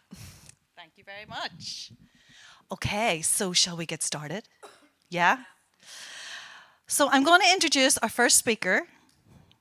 Gita, come up. And the reason she's first, she's going to hit me now when I tell you this, is because her surname begins with U, and normally she's the last. And she didn't want to have to sit and wait, so we just reversed the order. See what we did there? I'm going to let you introduce yourself and share your story and what you're doing to empower women. And then I will keep an eye on time. We'll give you 10 good minutes. And you're welcome to be on the stage, on the floor. And if you see me stand up and about to rugby tackle you, that's when it's time to stop, yeah? Good for that? So the floor is yours. So how do I? By the power of magic. Great. Yeah, and the light, bold light, definitely. I got a bit nervous now when I heard about all this magic, but hopefully I will bring something to you. So my name is Gyda, and I learned something 2 days ago, so I'm definitely in my third quarter. While I entered my third quarter, most of my oldest friends, they decided that they would go into early retirement. And I've been surprised and a bit curious about that. And now I will go home and tell them that they have 40 more years. But I took a leap of faith in my third quarter. And last year I established my own company called By Intent, as you can see here. And I took a leap of faith. And listening to Marianne yesterday, I was thinking, I hope and I think that I did it with some calculated risk. It's a bit, 1 year is not much. I've just started. I'm doing what I want. So I feel a bit humble to start to share with you my newborn baby already.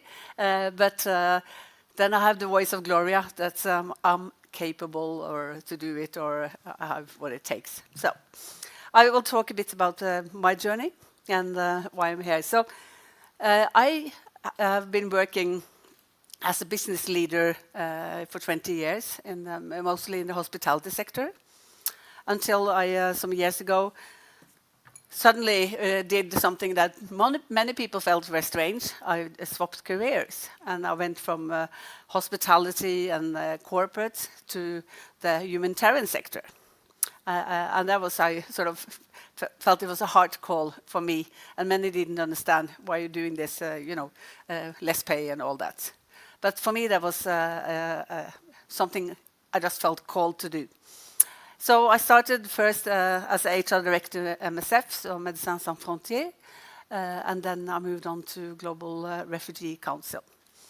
But in all these, whether I've been working in hospitality sector or humanitarian sector, the drive for me has always been to sort of work with people and develop people who do something for a better world or do something in the lives of other people. No matter whether it's here at the Aroma Hotel, where we meet a lot of fantastic service team members who make you a good service experience for life, or whether it's life-saving. But I like to work with those people who sacrifice maybe or have a passion to support others. Okay. So that's always been my passion. So to work with people, young talents, etc. I worked as an HR director as well, but also when I was a business leader. But then when I started in the humanitarian sector, I suddenly realized there was an aspect that had not been part of my agenda, and that had to be with gender equality. Because coming from Norway, I'm Norwegian. I don't say it's perfect in Norway, but we are quite privileged in terms of gender equality, I would say. And also from the hospitality sector, which is quite diverse in all senses, in terms of gender, ages, nationalities, sexual orientation, whatever there is, everything you find in the hospitality sector. So for me, that's not been on the top of my mind. I always call myself a feminist, but it's not something I had to fight for. Somebody else fighted for me. And then I started in the humanitarian sector. And the humanitarian sector, we operate in countries that are far away from Norway, not only in geography, but also in the way of living. And we, as a humanitarian agency, operate in countries where there is very complex, challenging context, and also the society, but also the things that happen to them. So when I entered the humanitarian sector, I realized that, well, there is not gender equality in all the places on Earth. And that was something I thought would be on the top of my agenda as a global HR director at that time in the Norwegian Refugee Council. And then, I don't have to tell you, because we've been working on this and many of you have been on workshops, why diversity is key. It is key, and I believe diversity is key. But when you go into the humanitarian space, it's even more key, I think. Because the humanitarian space, when you look at the world and you go to all these places where whether it's flood or war or crisis of some sort, many of the beneficiaries or those who are in the middle of those crises are girls and women. So at First World Humanitarian Summit that was in Istanbul in 2016, a full humanitarian sector and UN Women and UN behind committed to put gender equality at the top of their agenda. And I think they meant it.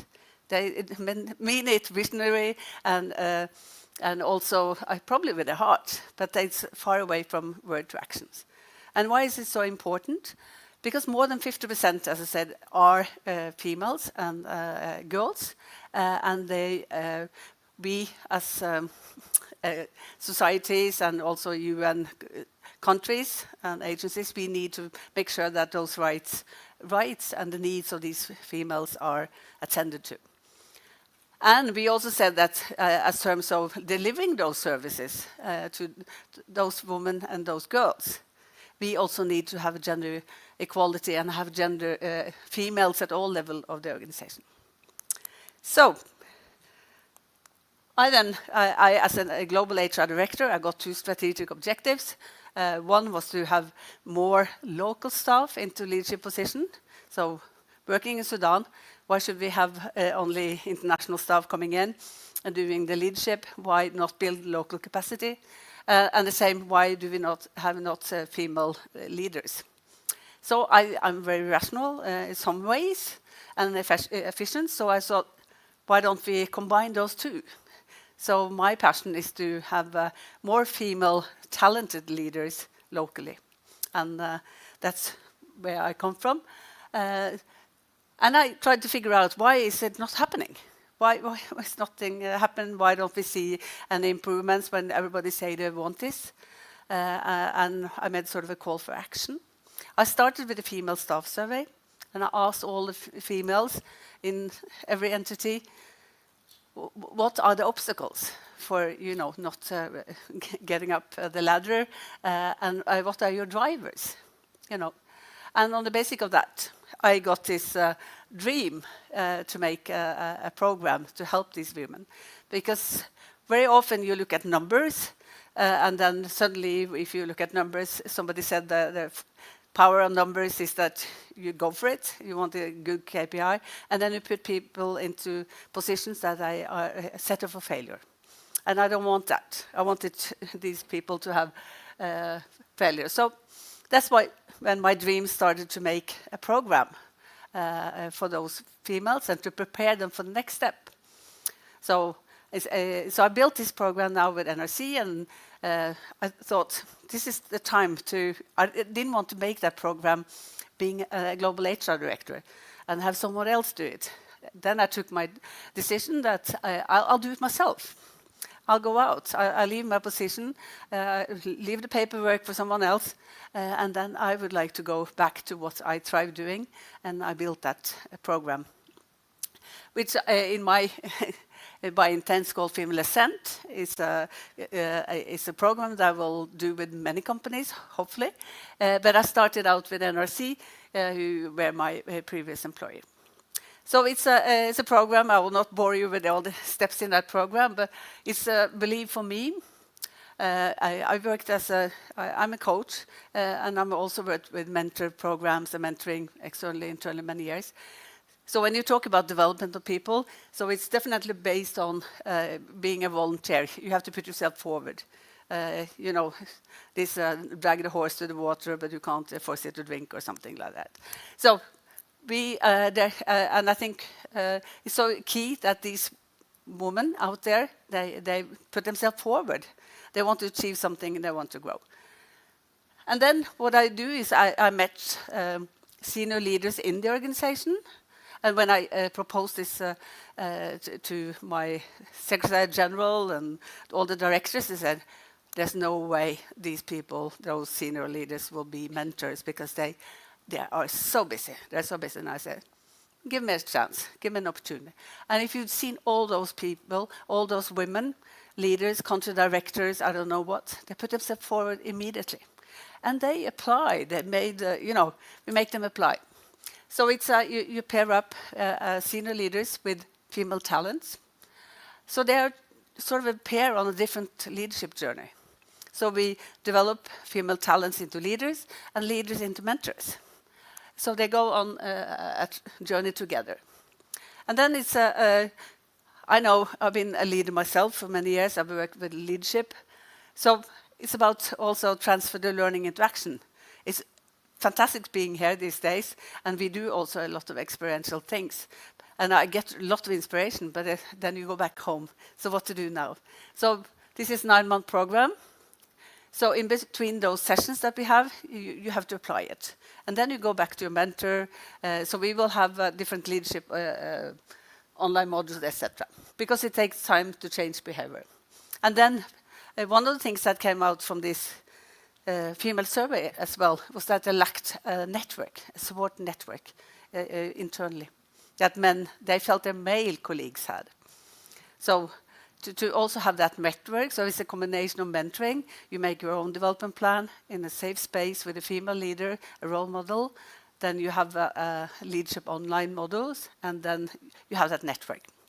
So that's basically it. And that was my first cohort. That happened last year in Eastern Africa and Yemen. We call it a region. And now I launched a program in Middle East with females from very difficult contexts as Syria, Iraq, Lebanon, etc.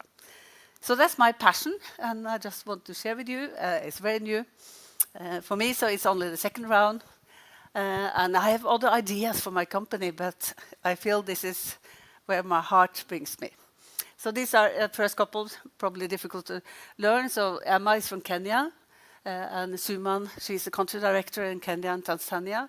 and they were sort of, everybody said it was a power couple. And that was because Emma, when she came to the first kickoff, when we met, she didn't say a word. You know, she was like invisible. She didn't turn up. And after 9 months, when we met again, she was totally transformed. And she's saying it herself, I evolve like a butterfly. So to see that transformation in people. And I must admit, when I go to the GD or Secretary General of the company, I say, I do this for communication skills, it's about influencing, stakeholder management and all that. But I know that what's happening here is about self-confidence. And to take that leap of faith, I did, and take the risk and go to the unknown. But I can wrap it up. I can talk to different audiences. So, but that's what it's all about, and that's my passion. Hey. Thank you very much, Kira. Thank you. We've heard about butterflies a few times, haven't we, over the last day? Yeah. There's a clue. Just pick that one up. Any thoughts, questions, observations you might like to ask Kira? Hold it. Introduce yourself. Make your comment. Hello, my name is Sheila. I have a question. I'm just wondering who's funding this when you go to these countries? So the organization is funding it. So I get the mentors doing it for free. So they don't, it's on the top of their regular job, but they do it out of commitment and passion. And even if you come from, some of the mentors are from France or Italy or whatever, top on pop, but they also have encountered some obstacles during their life. So they want sort of to give their junior colleagues. So they do it for free. And then the organization, so I sell it in as a leadership program. It's an add-on to regular leadership. Because if you have a strategic objective, if you say as an organization, you go out and say, we want to have gender equality, we want to develop, then you have to do something about it. So they have to pay. So not the individuals, but the organization. And I see that they are willing to do it. Great, thank you. That said, I think there are agencies, also like Foreign Affairs, that would also like to invest, and I know they are doing. In Norway, they are supporting Female Future as a program in different countries in Eastern Africa. Great, and we have time for one more. Royston, did I see you? Introduce yourself. My name is Royston Fluid. I'm president of a UN NGO and a Rotarian. So we produced a program for working with high potential women leaders across the world. Wow. With the Commonwealth. And what was interesting there is we put the mentors together in groups of 3 and the mentees together in groups of 3. And it seems to have been quite successful. It's now extended to 19 other Commonwealth countries. But one of the questions we were faced with is how do you create continuity? How do the mentees become the mentors and you get a cascade? Yeah, so I think it's a double. So I had, in fact, on my graduation when we worked on how to build a sustainable network, I had Kristen in. Because there are different networks I see now. There's the mentoring relationship, the two. Then you have the mentors together supporting each other on that journey, and the mentees, and then the whole participant. So we are building also a more for informal network with those first cohort, and then we are bringing in new cohorts, and they will meet sort of regularly as they go along to keep it alive. And they are ready to take that on, but of course it needs some resources to build it. But I saw all this consolation, because it's also the mentors and not only the peers. But for my survey, now for the first cohort, 90% of the mentors and mentees said they would, because I'm, in terms of professional in mentoring, you need a closure. At a certain point, the program needs to close. But that's okay, and you can redesign the alliance. And 90% of the couples said they would continue in some way or another. Yeah. Thank you very much. Yeah, okay. Yeah, so I'm going to keep us to time, because we have been told we need to be out of this room for 3:45, because they want to do a setup here. So can we give a big round of applause, please, to Gita? Thank you very much. Thank you.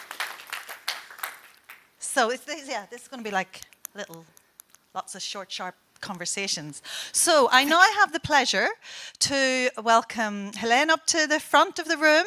And once again, I'm going to let you introduce yourself and tell us your story and share what's happening. Thank you. I will talk from another perspective. So, hello everyone. I'm Hélène Bayeux, with a French accent and living in Switzerland. I'm managing a Swiss foundation based both in Geneva and in Lausanne. And the name of the foundation is IFPD, International Foundation for Population and Development. And we are empowering women through social entrepreneurship. We help marginalized women launch their own micro businesses, both in developing countries, in India, Nepal, and Brazil, and also in Switzerland. We help migrant women in launching their own micro enterprise in Switzerland. I have a background both corporate and NGOs, and the way to try to gather both sectors is really, according to me, through social entrepreneurship, where companies, where businesses can really also help poverty and try to struggle against poverty. So after 10 years of supporting women in launching their micro-enterprises, what I wanted to share with you is that I strongly believe that the ownership is what matters the most to really help them launching successful micro-enterprises. And we really try through the foundation to create conditions and ecosystem to help them launch this successfully. And I think that there are 4 major conditions to really help them succeed in launching their enterprises. Is first, not to try to be the knowers or the doers, but try to really answer their own expectations. So first of all, really try to listen to their own expectations. Second is to consider themselves as equals to ourselves, and not because we have the experience, we can really explain exactly the way it should be, but really consider them as equals. Then going at their own pace.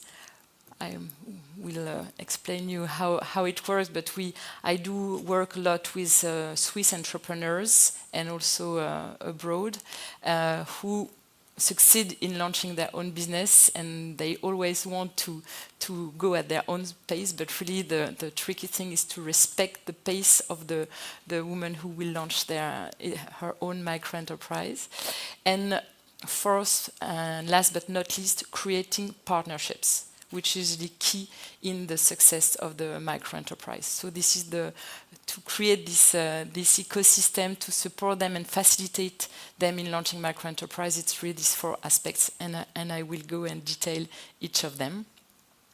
So the way we work, and especially to help migrant women in Switzerland, is to identify mentors, so exactly the way you were sharing it as well for women in leadership. So we want to gather people who give their time. So really the decision is not to pay them. So we have entrepreneurs or people working in big companies that give half a day per week, which is just enormous for people who normally work full-time.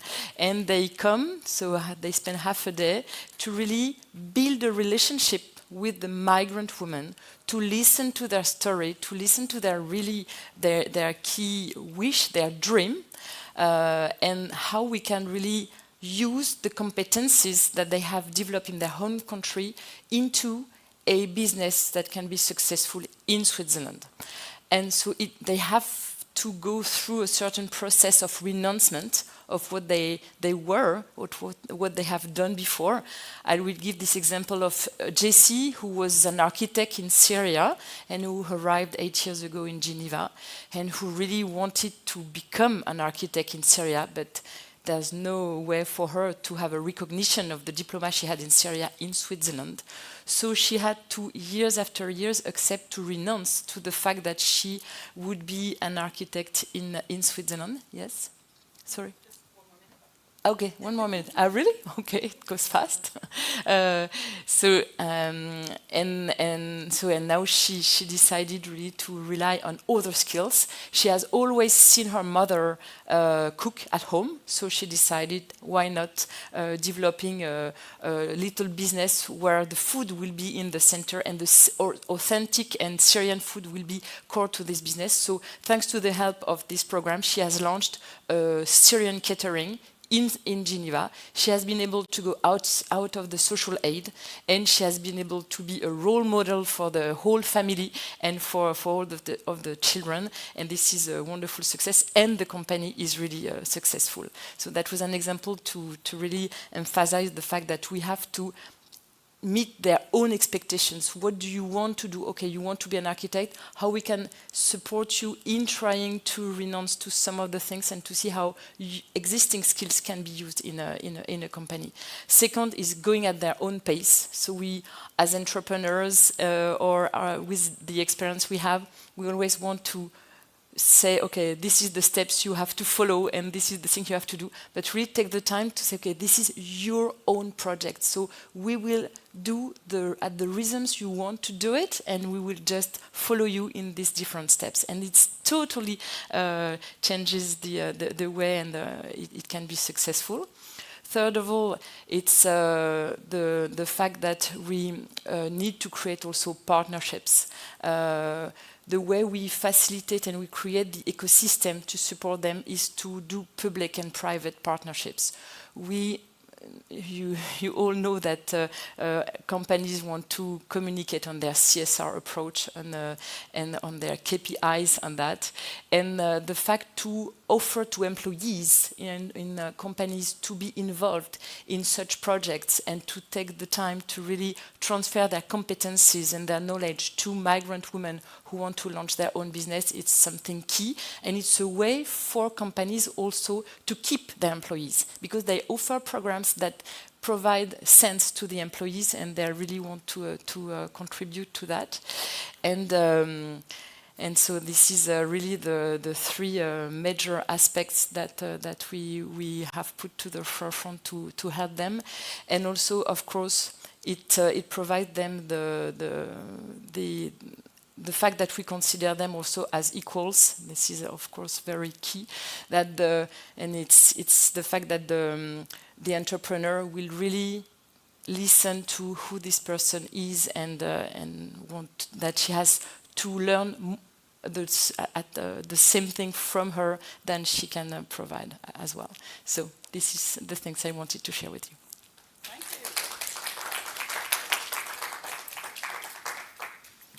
Thank you very much, Hélène. No, you don't get to escape so quickly. Okay, who has some questions, thoughts, observations on this one? Again, it's a participation sport we're here on. Maybe you mentioned it and I missed it, but... Introduce yourself and then... I'm Sana Lam, and my question is there a process for the women to be chosen for this? Can you maybe describe for the migrant women what that process looks like? Yeah. So first of all, we want them to have the ability to work in Switzerland, and so there is a certain permit that they have to get. So they can be a refugee. So this is this status is enough to work, or there are certain permits in Switzerland that you require to work, and especially to launch a micro enterprise, because in Switzerland you can, with some permits you can work and be an employee, and with others you can be an employee and launch your micro enterprise, because the state doesn't really support micro enterprises and prefer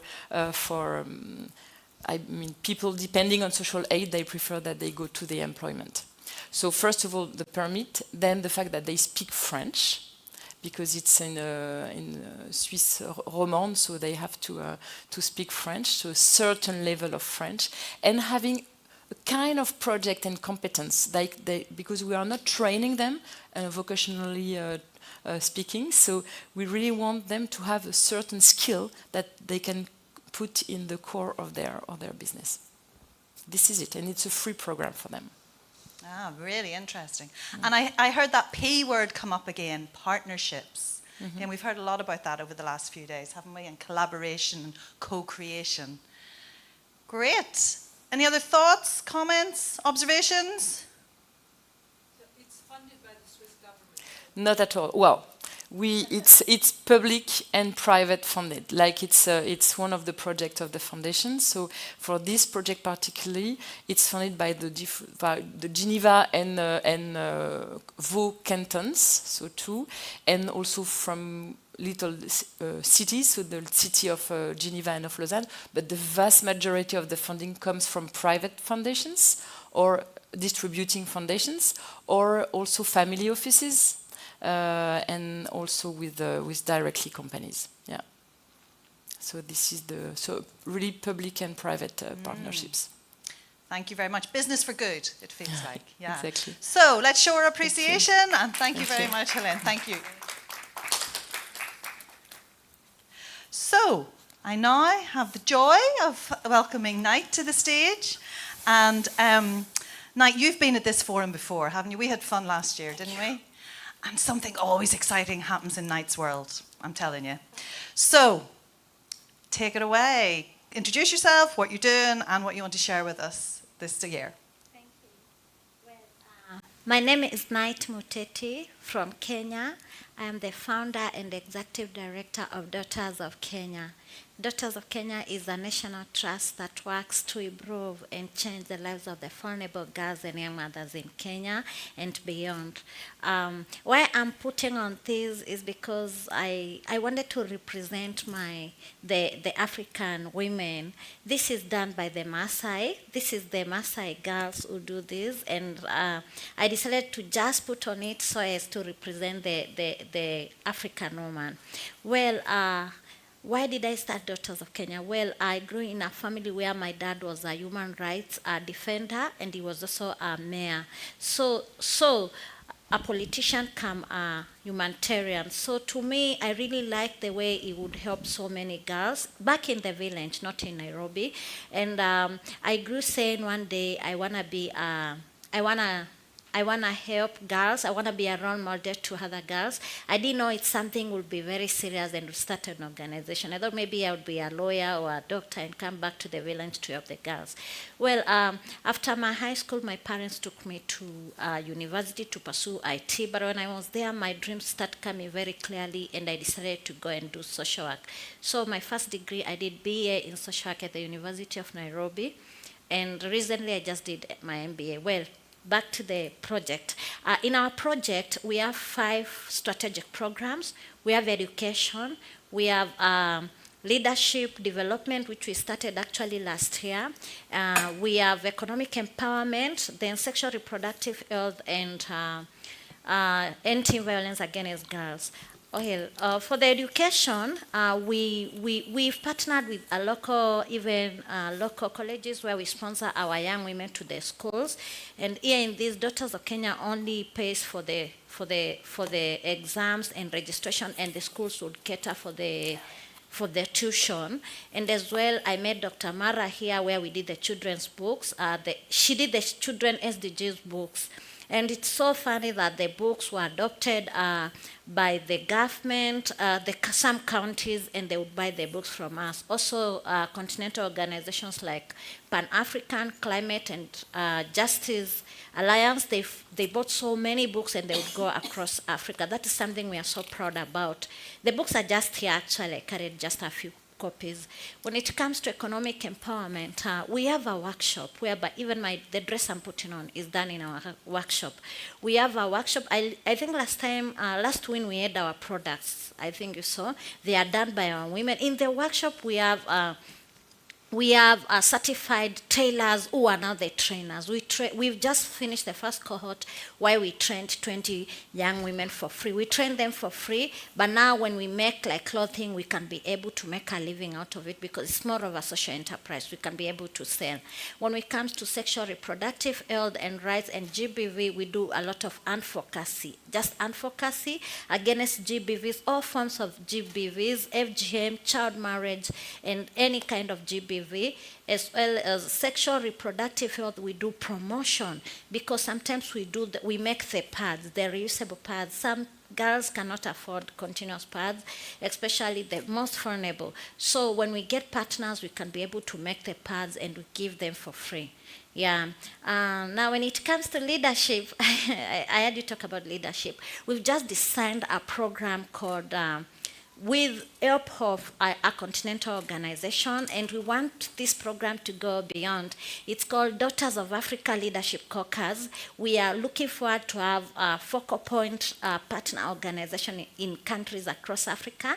We are trying to partner with Pan-African Climate Justice Alliance because they are present in 52 African countries. And in this program, we want to focus on policy, to focus on women activists and also activists, NGOs, and also potential politicians to be able to push policies to the government to make Africa a better place to be. Yeah, and last year during this forum, I met a lady, her name is Jugita. We did a program, we trained 20 women across Africa, and that's how we saw it's doable. And they are just waiting to get their certificates. They finished the 6 months cohort. Thank you so much. Woo. Yeah. As I said, life is never dull when night's around. Yeah. Daughters of Africa, they do so much and so practical, isn't it? Very tangible, isn't it? So what thoughts, questions, observations do you have for Night?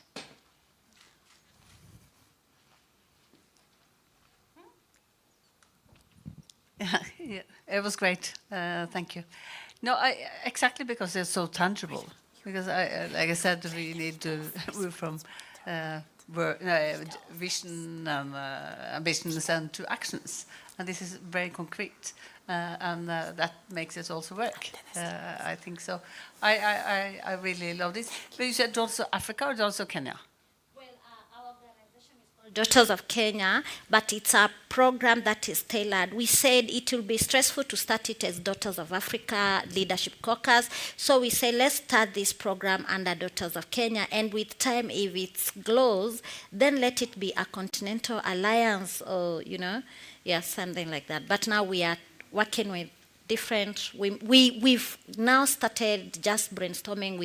We have partners across different countries. We'll be doing it across, with help with a continental organization which is present in 52 African countries.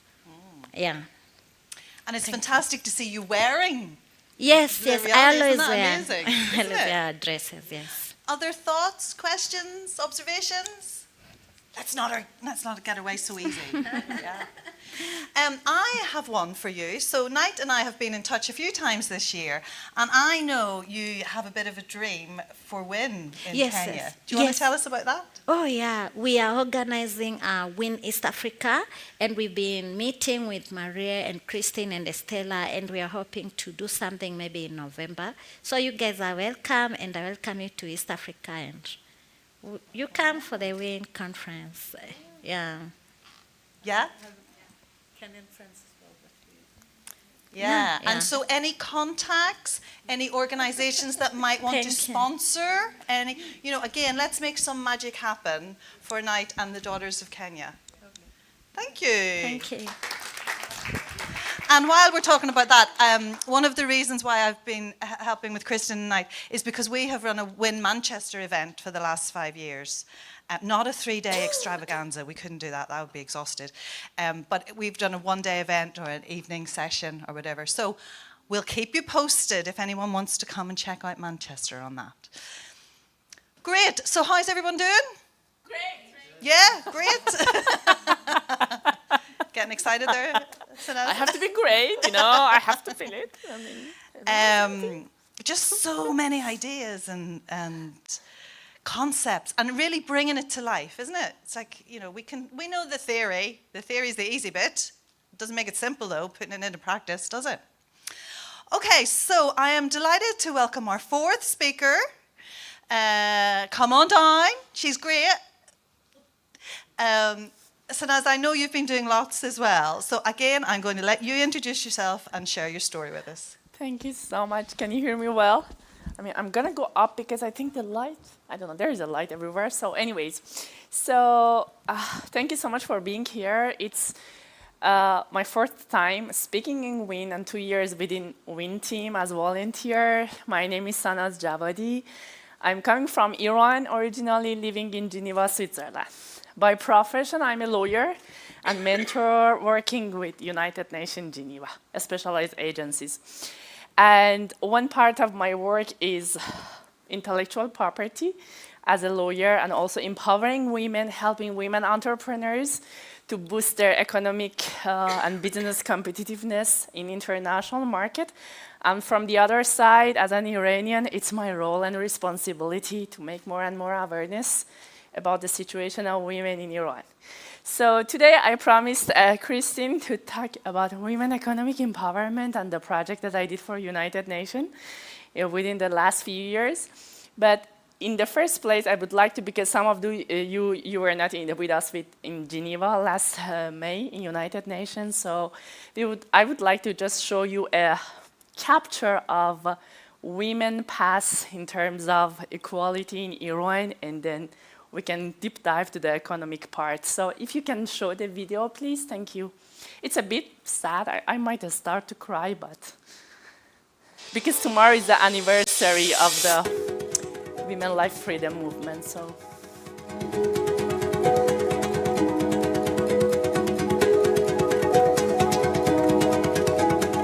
In 1977, Iran was called an island of stability, but already trouble was brewing inside the country.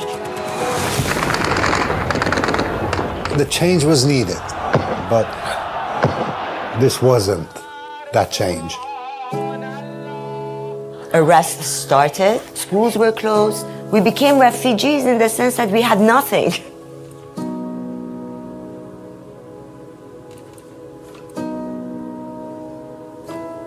They don't have equal rights with men in marriage, in inheritance, in divorce, child custody. As youth of Iran, we were told to be meek and obedient.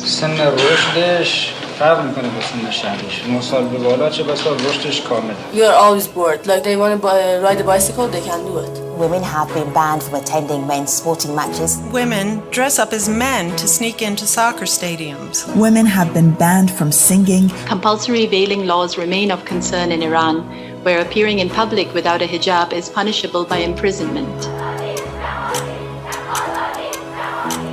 So they're a very courageous group of women who collect signatures under a petition for equality between men and women. Women have been facing the oppression in Iran for 43 years.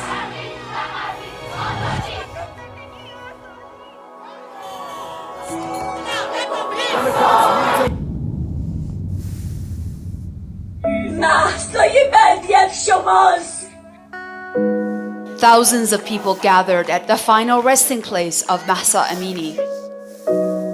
The 22-year-old died in custody last week. She'd allegedly violated the country's policy on headscarves. برای توی کوچه رقصیدن برای ترسیدن به وقت بوسیدن برای خواهرم خواهرت خواهرامون. Women are seen leading the protests in Iran, taking off their headscarves, chanting slogans and calling for an end to compulsory hijab. زندگی معمولی برای کودک زبالگرد و آرزوهاش. There was a freedom of choice, and that's what we're fighting for. So what we're seeing is actually women rising up and burning symbols of the state.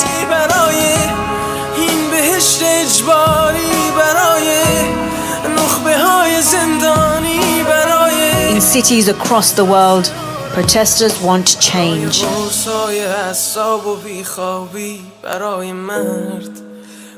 Until the women of Iran are free, we are going to stand with you.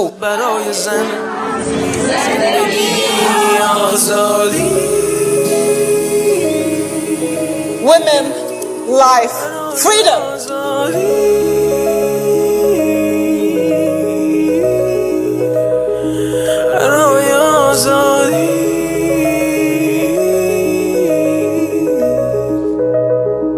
فحاشی کردی همه اینها داره مستند من چرا اگه گردنم پای عقایدم باعث وایسادم اینو یادت باشه من یه زنم تا ابدا وای میستم از تو از جلوی محکم امام حسین اینجوری رد شدی حرمت شکنی که از امام حسین کیه؟ تموم سوگوارانی که از شما میزنم بیا آقا بیا اینجا مرتی که آشغال شما میخوای یکی رو نه من اصلا قرار نیست شما رو هدایت کنم نه شما مجرمی من با مجرم صحبت ندارم از چه قانونی مجرم چه دینی مجرمم من یک انسان بالغم خودم تصمیم میگیرم چه غلطی بکنم غیر از کشف حجاب داری تشویش اذهان عمومی میکنی این دومین مورد So this is it. Sorry, I mean, I'm controlling not to cry. It's not easy. You should really be within the country to see. Even as an expat, you cannot see the reality. And we, as Iranian diaspora out of the country, were also affected. I lost my job once. Islamic regime blocked me. I do nothing, I will tell you. I'm just educating and doing mentorship. I'm doing nothing, just education. And so tomorrow, tomorrow actually, 16 September is the anniversary of the death of Mahsa Amini, who was killed by the Islamic police, morality police. And it's 1 year we are fighting. It's not easy. The government arrested so many people. They even shot my cousin's eye. He had to escape from Iran within one night. There are so many people's lives affected. We cannot see our families. We cannot go back anymore. It's not an easy path, but we will continue. And so my role is just raising the voice. That's it, to be a voice. And this is the minimum that I can do. And so within this path, I'm mentoring a lot of women. I mean, do I have the pointer? Where is it? Is this one? Okay. So basically, how does it work? How does it work? I don't know. Okay. So as I said, like beside my legal profession, I'm also a mentor, and my mentoring journey started triggered actually during pandemic. So I had a talk in United Nations about the role of local communities and indigenous women in promoting traditional knowledge. All this, like the products that we are using on the daily basis, and how rural areas and communities have a role on this.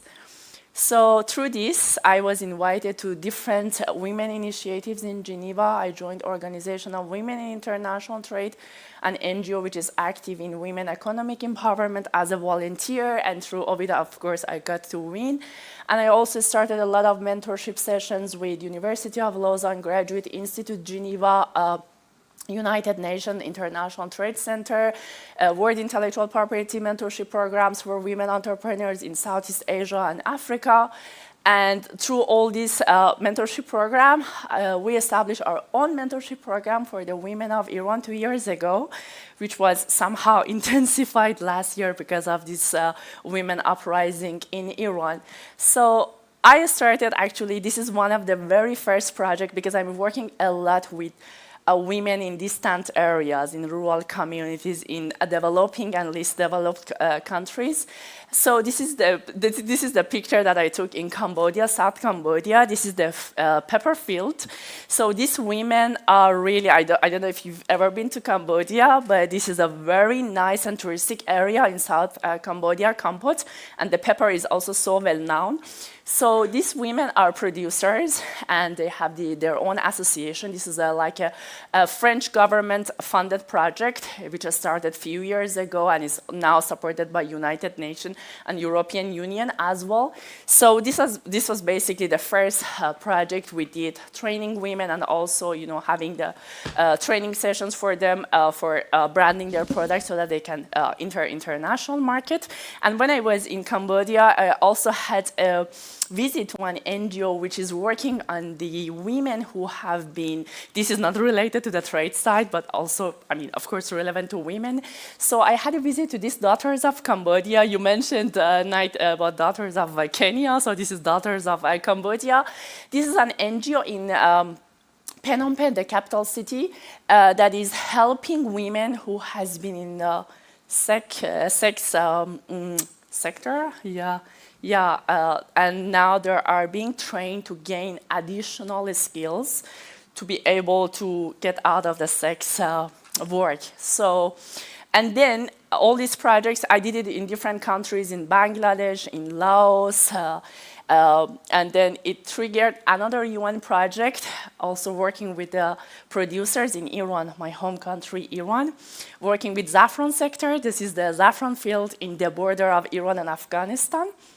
So as you know, saffron is a very family-oriented business. So the women have a special role on this, but unfortunately, due to the political situation, they don't really somehow highlight the role of women in this sector. And Iran is the producer of over 90% of the saffron in the world. We call saffron the red gold. So it has really a very special value.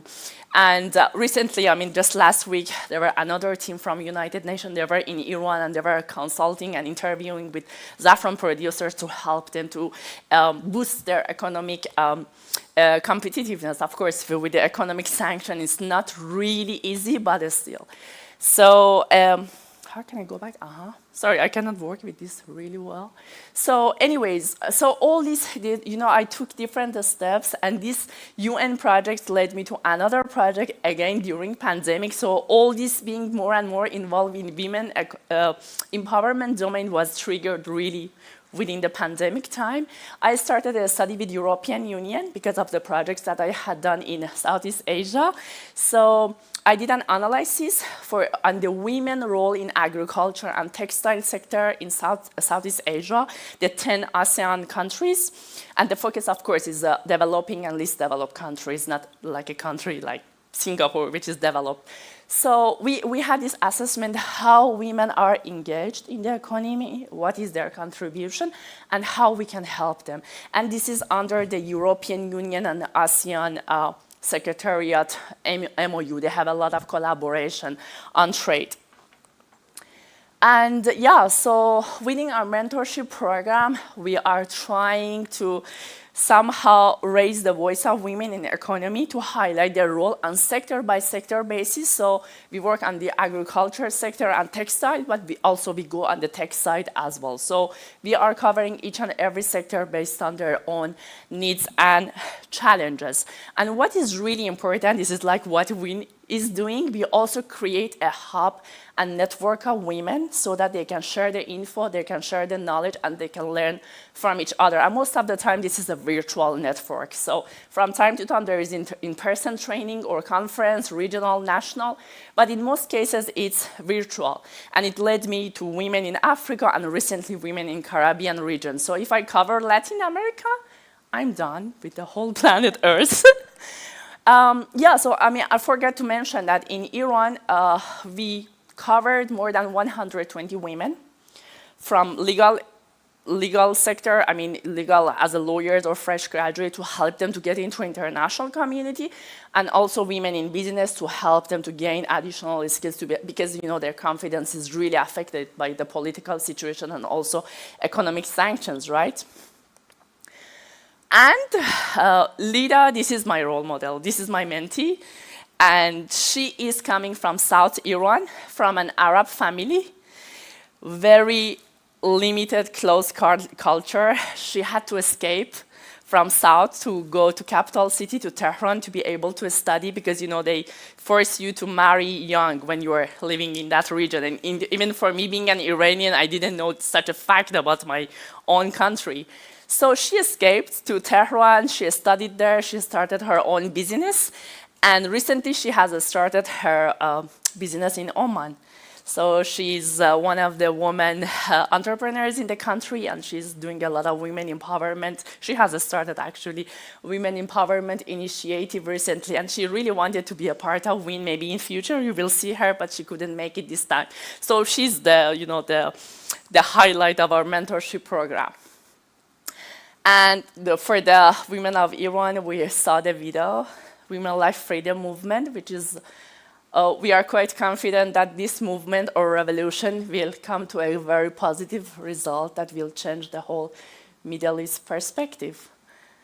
And yeah, thank you so much. Thank you. Again, never a dull day when Sanaz is around. How do you keep up? And this, and then I did this, and then I did this, and oh, and I did that as well. And did it there and there and there. It's fantastic. Thank you so much. So, who has thoughts, comments, questions, observations? Oh, sorry. Oh, you say here. Oops. No, I just want to. Oh. Yeah, I just want to thank you so much, Sanaz. I met you a year ago at WIN, and you and some other of your Iranian sisters were there, and it moved me so much to be able to meet you in person and stay connected with you. Thank you so much. Question, you said the Iranian government blocked you from working within Switzerland? Were you working for the Iranian government in Switzerland? For United Nations. They can lobby. How does that work? They went to Director General office and they said that we don't want this woman. Off record, please, because I just got another contract. What is the status of Because the they said, stop your activities. We have sent our representative to Geneva. The representative has no knowledge. He cannot even speak English well. So basically, I was shortlisted for his position, but this wasn't about the competition. He felt the competition there. My passion was just helping because I studied in Switzerland and I wanted to transfer my knowledge to Iran. I started training, and the funny part is that I was working with the government for the training, but another part of the government blocked me, you know? And I went to see the ambassador, the former ambassador as well. He said, this is not a political thing. I wasn't even aware. This is a personal thing. This representative felt the competition. He was scared that you might take his place because my director, even now, he is pushing me. He's supporting me.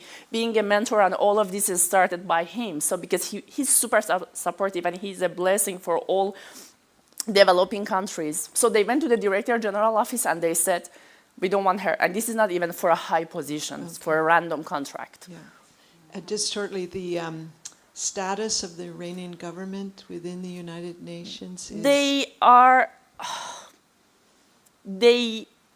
have to collaborate, of course, because Iran is a member state. But the trust is not 100, and I see it.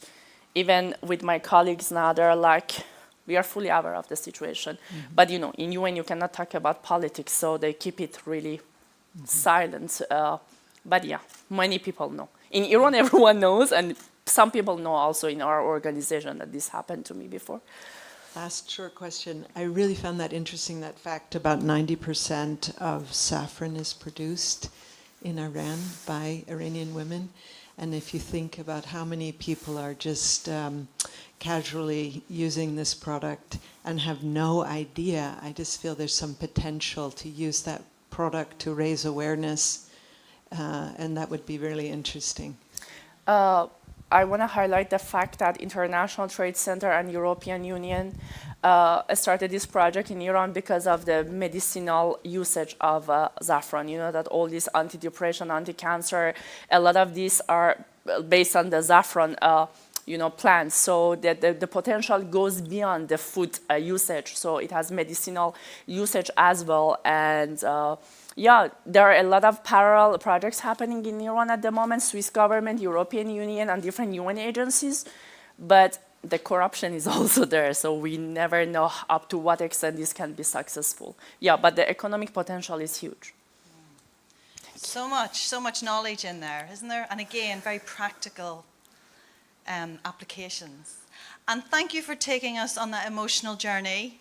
And, you know, our hearts and our courage, you know, Doug talked to us about what is courage really. It's from the heart, isn't it? We send to you for tomorrow. Thank for the you anniversary. so much. Thank you thank you very much. Thank you so much. Thank you so much. So I know we could stay and chat all afternoon here. And I'm hoping this has given you much more food for thought. Yeah, and you've made some connections and some ideas. For the speakers, you know, do connect with them. If you've got ideas, resources, people that you think they should know, please let's make that magic happen. And we're just going to do a really last speed exercise before I'm going to allow you to leave the room. So I call this an active reflection exercise, right? And that's for the activists because they don't like reflecting, but we're going to make them, we're going to give them an activity here. So I want you to remember when you came into the room less than 90 minutes ago and you'd chosen to listen to the Empowering Women Forum this afternoon. You came in, you sat down, looked to the person beside you who you've been sharing this joy with, and those people that tried to hide at the back had to come up to the front, remember? And who was our first speaker? Gita. Gita. And what do we remember? Give me one or two things you remember about what Gita said. No retirement. She came out of retirement. What else do you remember? Well, I took that anything is possible. Anything is possible, Sheila? Another one here? I just said female-to-female mentorship. Female-to-female mentorship. Great. Who was our second speaker? Helen. What do we remember about what Helen shared with us? Business for good. Business for good. What else do we remember? Private foundation, yeah. And where all the money came from. Where did the money come from? Follow the money. Who was our third speaker? Listening to their own expectations. Yes. And partnership. I remember partnership a lot from that one. Who was our third speaker? Night. What do we remember from Night? Apart from the most fabulous headdress. November 23, Win West Africa. Yay! I see you there. What else do we remember?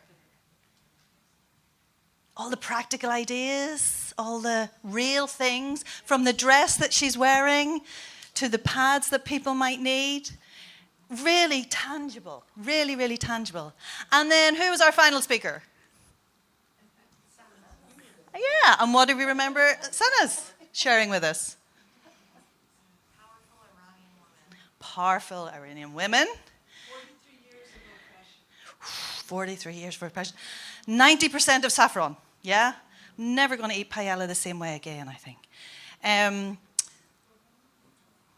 Hope tomorrow, yeah. So, we've covered quite a lot of ground, haven't we? And a geographic ground, as well as emotional ground. I'm really hoping you're taking away with you some ideas, some connections, and some courage to continue. If we've all got a little stone, and if each one just throws our little stone in and makes a splash, we will make big things happen. So thank you very much for spending the afternoon with us. I hope you enjoy it. I look forward to seeing you all at the gala dinner tonight, and I'm going to hand over to Therese. Oh, can we please get our speakers to come back onto the stage till we thank them again properly, present them, and take a photo. Okay? Let's do it. Myself included. I'll do what I'm told now. Thank you. So, round of applause. Thank you very much, everyone.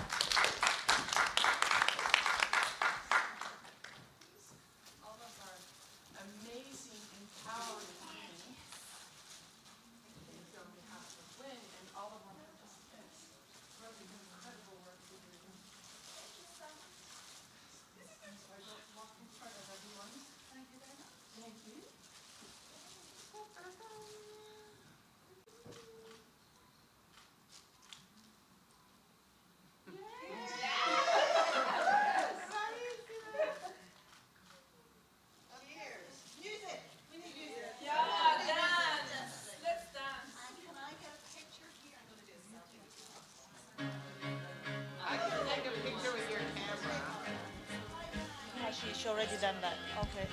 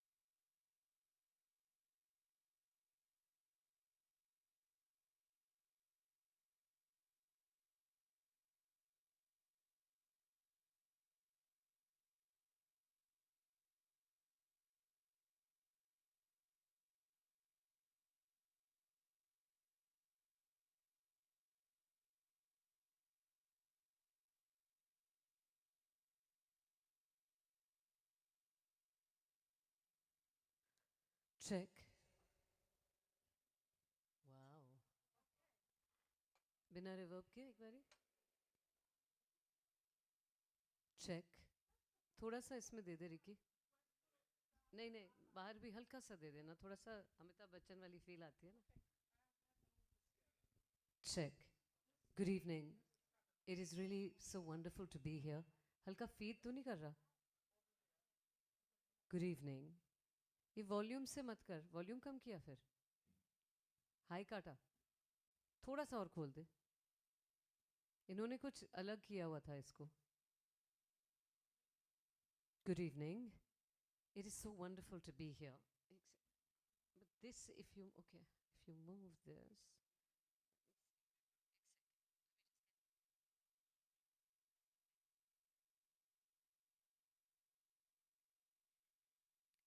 Good evening. Thanks so much. That's perfect. Good evening. That light is very bright. Can we do that light? It's too bright. हाँ उसको मैं पढ़ नहीं पाऊंगी और मैं गा भी नहीं पाऊंगी ऐसे आंखों में जल रही है उसके अंदर मेक इट एम्बर और समथिंग उसमें मैं देखती हूँ तो मुझे कुछ देखती हूँ ना तो कुछ नजर नहीं आ रहा The last few days have been so incredible.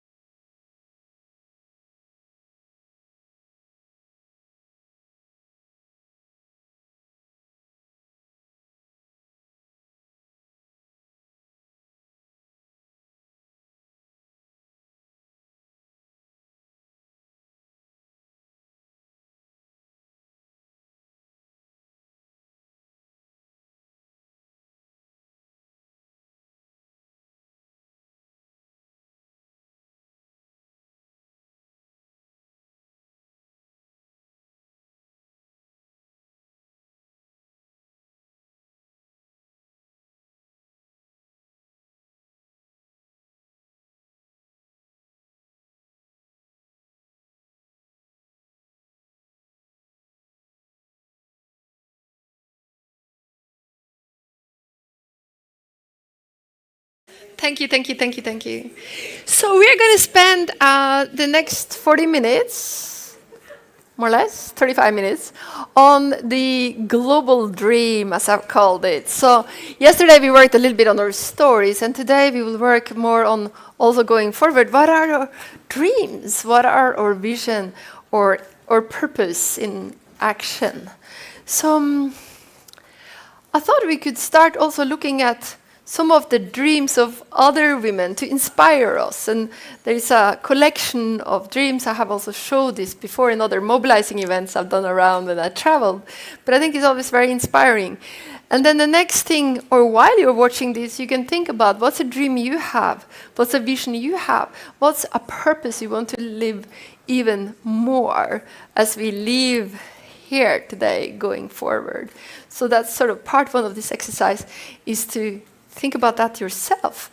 And then we work in groups, and each person to share her dream while the others listen in 1 minute maximum. And then the others, one by one, give input if you want. Maybe what you want is just the listening, but it may be that somebody knows somebody or knows something that can help you realize exactly your dream, okay? But first, let's get inspired by some of the other dreams. Also, as we are listening to Sunam Kalra, who we will hear more from just after this exercise. Okay, can we have the next slide with a video, please? Oh, I have a clicker. How wonderful. That is great. So let's see. That it works like this, right? Thank you.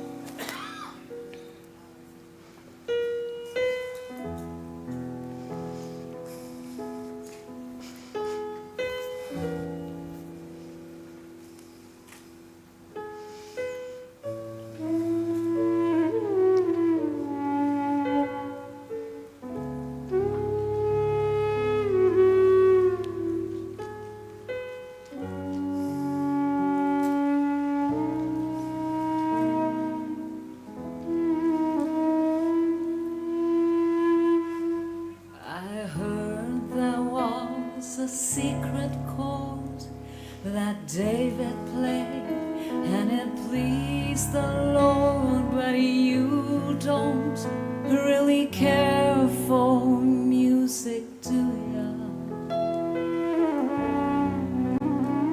Now it goes like this: the fourth, the fifth, the minor fall, the major lift, the baffled king composing hallelujah, hallelujah,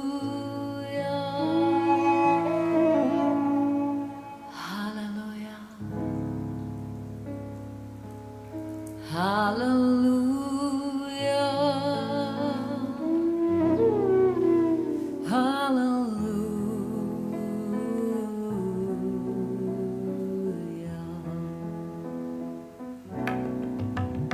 Your faith was strong, but you needed proof. You saw her there upon the roof, her beauty and the moonlight overthrew you. Delilah tied you to a chair. She broke your throne and she cut your hair, and from your lips she drew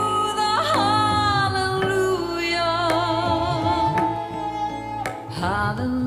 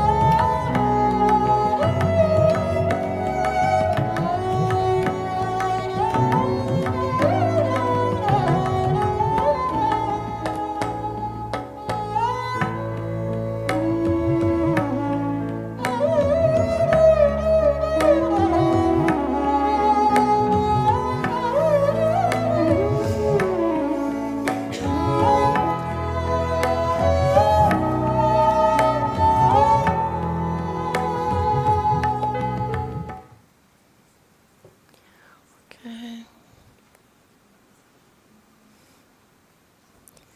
Yeah, so now it's our turn to think about our dreams. And whether that's a dream for yourself or for somebody else that you are interconnected with, that doesn't matter. As long as it's something you feel longing for, a desire for, a need for, or maybe it's also simply a dream. So let's get going. And I see some groups, some tables are many. I think today, because of timing, it's probably best to have a group of 5 maximum, because otherwise we will run out of the time. And also, if you're only 2, it may be a bit too small, and 3 too small. So 5, 6 maximum, and 3 minimum. Yeah. So let's say.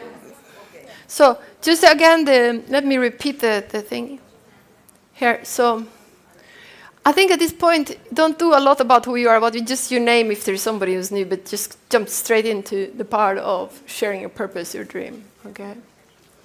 So we have exactly 25 minutes, so you can calculate the time based on that yourself. Have one person count the time, and make sure the most important part of this exercise is the active listening. Thank you.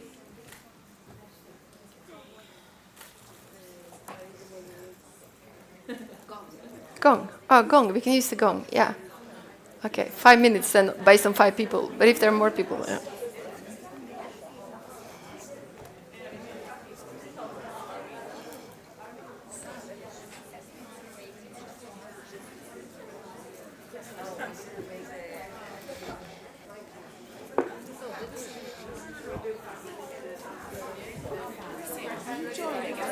You want to have the other? Ah, yeah. Oh, the other slide.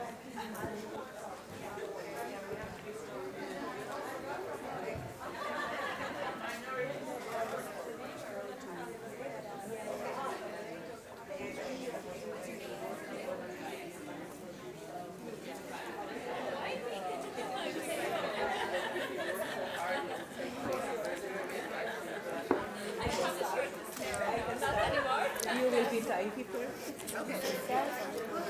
This is an easy one. Yeah. Oh.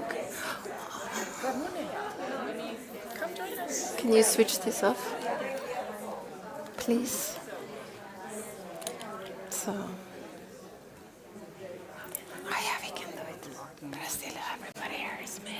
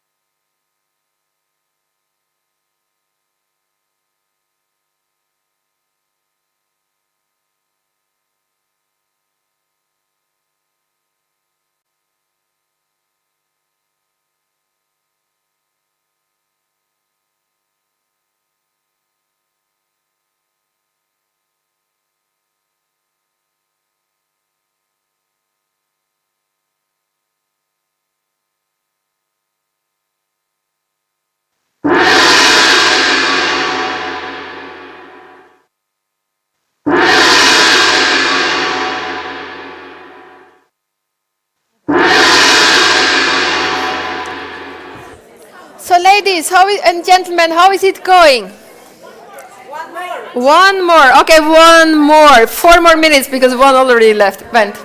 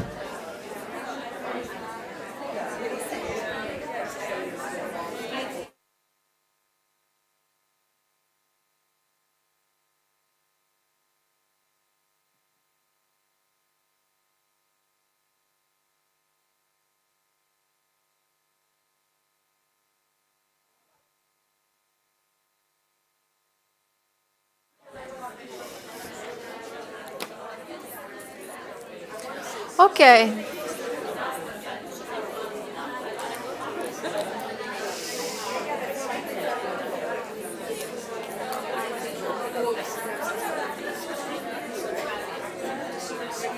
Okay. I got this.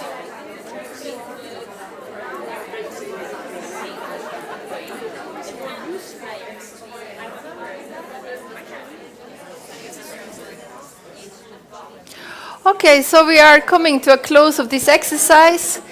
So how did it go around your tables? Yes? It's great. So it's good even just to put it out in the universe, right? Your dreams. So anyone like to share? If I'm going to hear something from one table, you have to speak up loud in this case.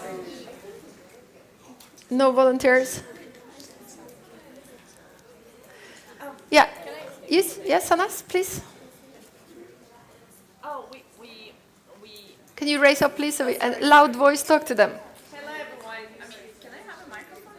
No, we don't have it here now. So we can get it, but it takes too long time. No worries. Each of us, we said what would be our dream, what we like, what is the next step in our life. Hello.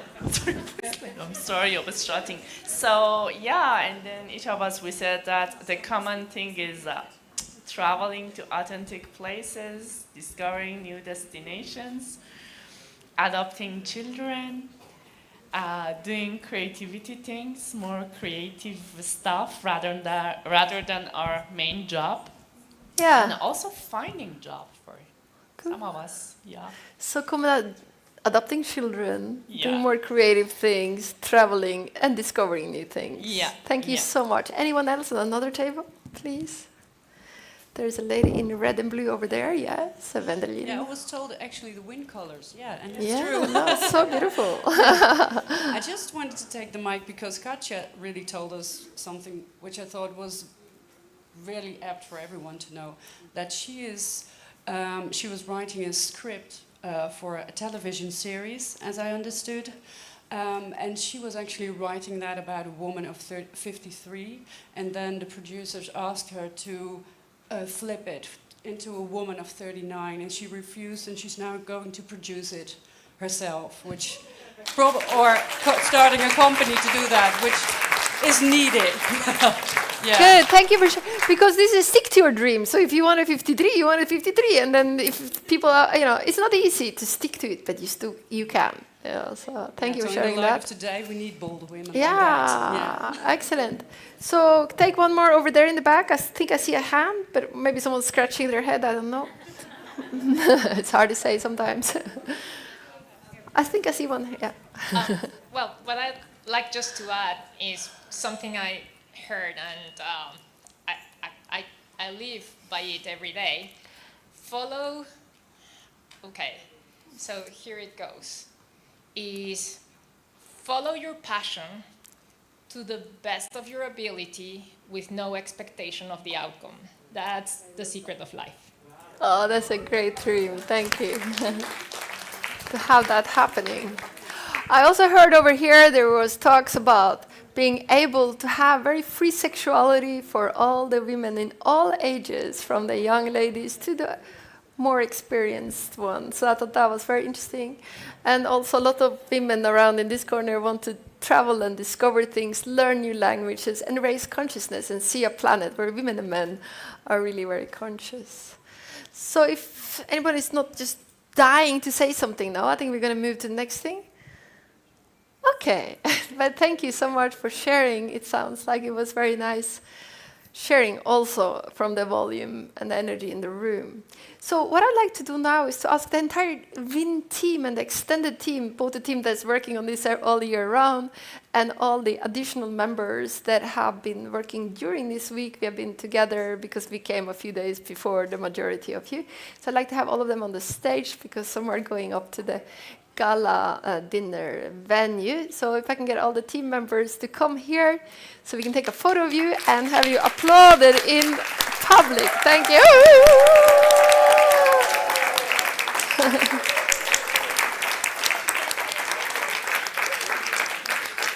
So the WIN organization has a permanent office during the year, and then it extends a little bit ahead of a conference, and then during a conference it extends even more. And we are of a bunch of different nationalities, backgrounds, ages, belief systems, and every year we prove to the world somehow that that's possible. And we are many, many, many here now. Hello. Thank you. Wow. And what about the photographer? We are so many this year from Japan, and we also have and also, where is Night? Is Night here? Night, are you here? Night. Night. No, because we also have, like, we have our friends from Japan because we are doing WIN Japan also. So yeah, Teruyu and Cindy, and then we have Night for the WIN in Kenya. And there we have Claire Marie from WIN in Manchester. So we also have some of our active people in the various countries coming here to be part of the global thing, because also it's a good school when you go things in the districts, whatever we can say. Anyway, meanwhile, I really want to put a lot of attention to this lady here in the middle, which is Estella.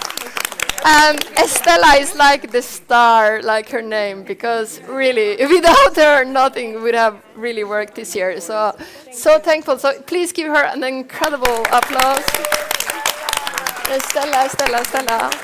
And then we do have other people worth applauding to everybody, of course, but Min has been in charge of the participants, so you are here. Come and join us. I'm just looking around, and then we have, Ellie, you have been in charge of lots of different various things. Thank you so much. She's done a lot of video editing. Okay, so thank you for joining us. And Vipke, where are you? Network, all the partners on the network.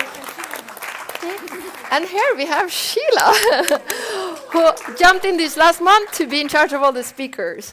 So we had 3 other people before her in that role, and today we are so happy that she came in, and thank you so much, Sheila. And who else been sort of on the core team? That's it? Yeah, no, also. Siba came in also, yeah. And Siba. She came. No, she sort of mixed core team last week. No, 2 weeks, 3 weeks. And everybody else, thank you so much. And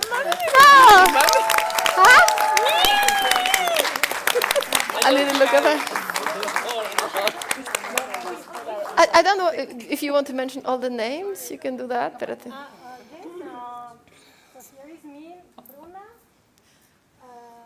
Cerullo, Cindy, Dominic, Marit, Aisha, Nancy, Teresa, Ramune, Sanas, Wiebke, Sheila, Siva, Lenka, Antonella, Teresa, Beate.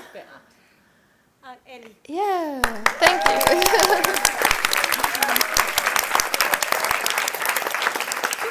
There you go.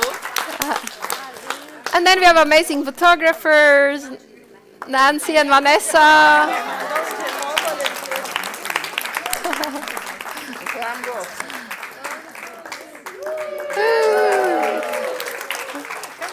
Okay. Thank you. Okay. Ooh, thank you. Hold on. More? Mhm. More? Okay.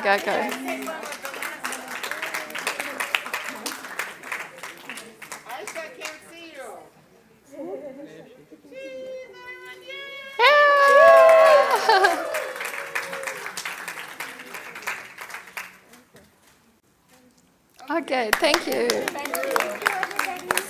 you, Christy. Thank you. Okay, so we are going to move to the next part of this this afternoon, but I need to just get one thing first. Okay, I don't find my paper, but it's okay, fine.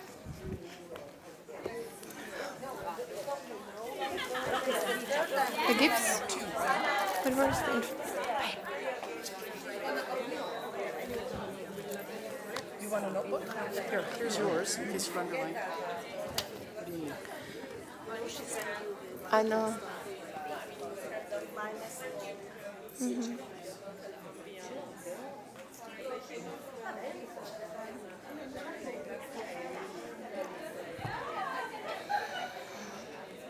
So the moment has come for me to introduce all of you to Sunam Kalra, who is an award-winning singer and composer.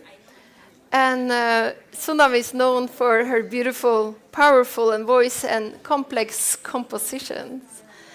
Trained in Hindustani, classical, Western and classical, gospel and jazz in a series of different styles. She recites and she plays and she sings. Her unique brainchild is the Sufi Gospel Project that blends the many voices of faith through poetry, prayer, and music to create one universal voice of faith. And that has won her much critical acclaim globally. The resonance of Sonam's music and inclusivity of her message has touched people and hearts all over the world. She has performed at various prestigious stages, festivals, and venues across 30 different countries, including the Sydney Opera House, MTV's Coke Studio, and other famous places. Sonam has shared the stage with legendary musicians like Sir Bob Geldof and Sufi legend Abida Parveen. Sonam is a member of the Grammy Recording Academy and has been felicitated with many awards, including the very, very prestigious Global Music Award 2023, which were just announced, where she won 2 gold and 1 silver medal for Best Vocalist, Best Song, and World Fusion. She has also been awarded the Femina Women of Worth Award, the Indian Express Devi Award, FICCI's YFLO Young Women Achiever Award for her work in the field of music, and the Global WIN Women Inspiring Women Award worldwide. And through her beliefs, Sunam, as a singer, performer, and motivational speaker, uses her strong voice to speak out on a range of issues, from child abuse, women's rights, animal rights, to help raise money for cancer charities and the education of children. She's also a regular TED Talk speaker and has been invited to share her message of inclusion at many conferences, including Media Legion, Tina Brown's Women in the World Summit, the Economic Times Summit, the Economic Times, and other many, including, of course, the WIN. And the list goes on. Suna, no, she's welcome. Of course, yeah. Thanks to both of you. We're so happy to be here. Thank you. So good evening, ladies. It's really so wonderful to be here today to share my music and my ideas with each one of you. The last few days have been so incredible, insightful, inspiring, and enriching. And I've met and learned from so many wonderful women who have had so much knowledge and love to share. And I think what differentiates WIN from other conferences, I keep saying to Kristen, I don't like to call it a conference, because at WIN, each one of us who comes here truly starts to feel a sense of community. We come together from all over the world and we become a sisterhood. We communicate, we share, we feel, and when we start to feel, we start to heal. I know that the world has changed and everyone says things are so much better for women, and they are, in so many ways. But they're also so much harder. It's not like we no longer have to do all the things that we were doing in the past, the roles of homemaker, mother, wife, daughter, overall life giver, caretakers of our families, parents included. We just decided that we wanted to add jobs, successful careers, dreams, aspirations to that, and of course, looking amazing, defying age, and working on ourselves holistically and evolving.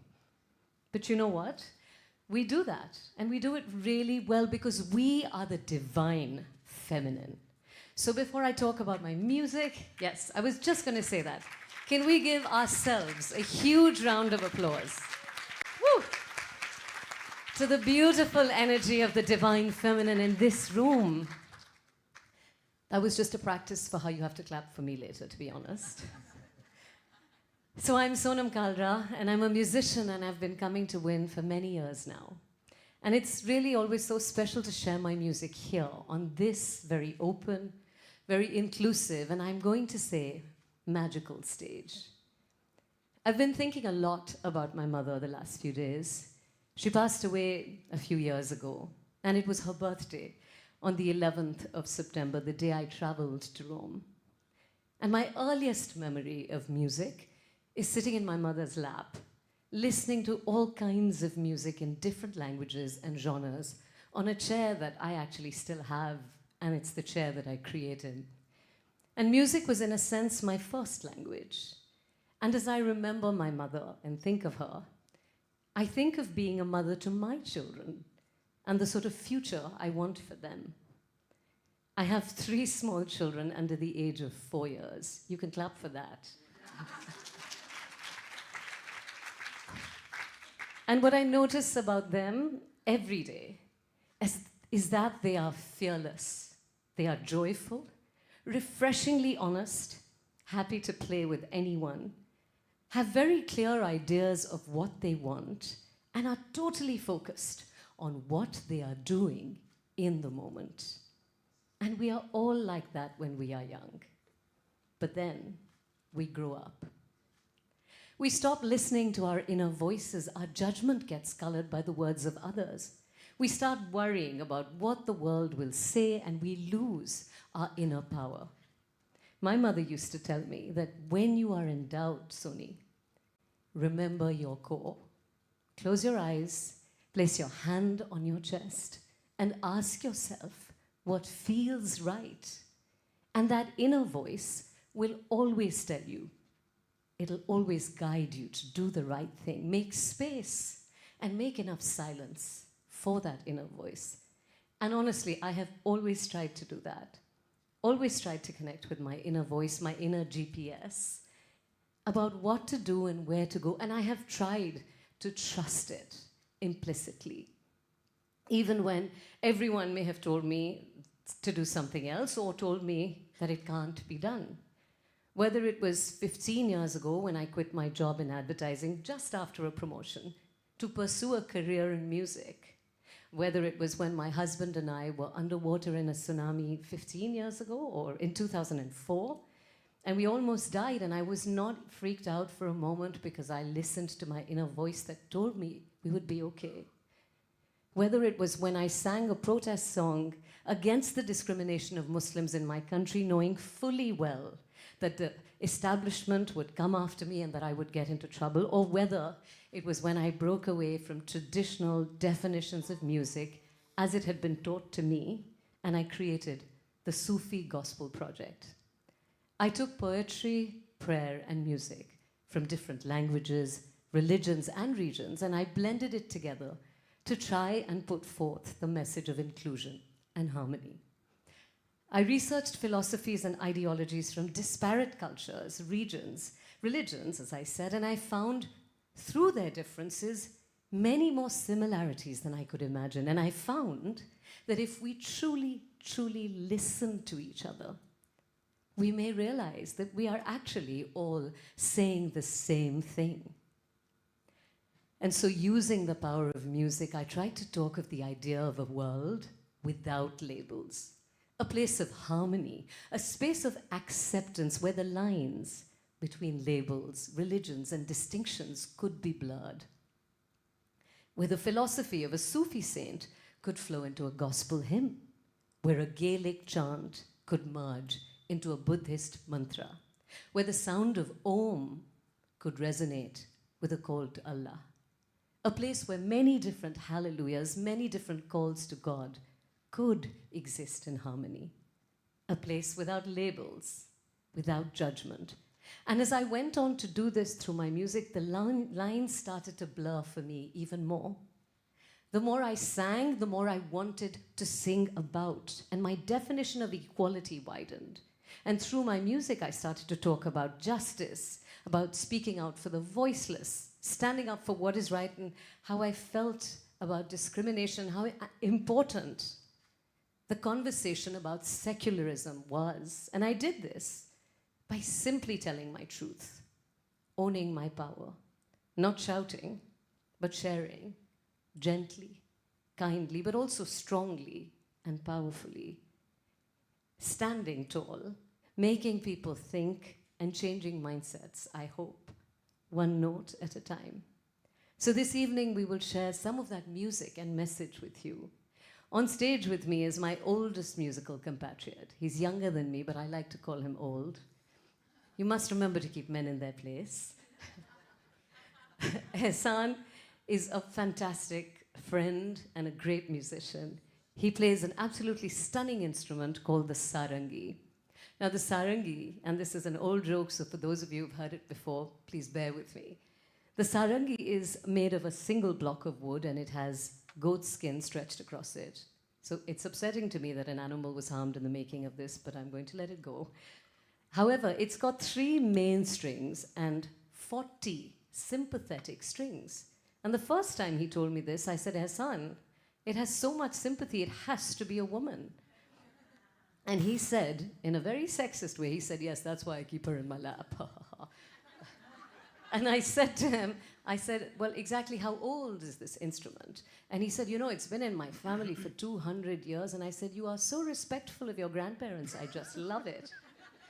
So the beautiful thing about this instrument is you don't play it from the tips of your fingers like you would the guitar or the violin. You play it from behind your first, sort of where you bend your first digit. So under your nail, where you can bend your first digit. You play it from here, like that. And when you're learning this instrument, and he started to learn at a very young age of 4, I think, or 6, your skin is very soft as a child, but these strings are hard, so your fingers bleed. And I asked him, I said, how did that work? And did you have to keep stopping? And he said, no. We had to just keep playing till the skin on our fingers hardened. And I thought, to me, that reminded me of such a beautiful thing that Rumi, the poet saint, says, that the wound is the place the light enters you. And so this is Ehsan Ali, ladies and a few gentlemen. Thank you. Thank you.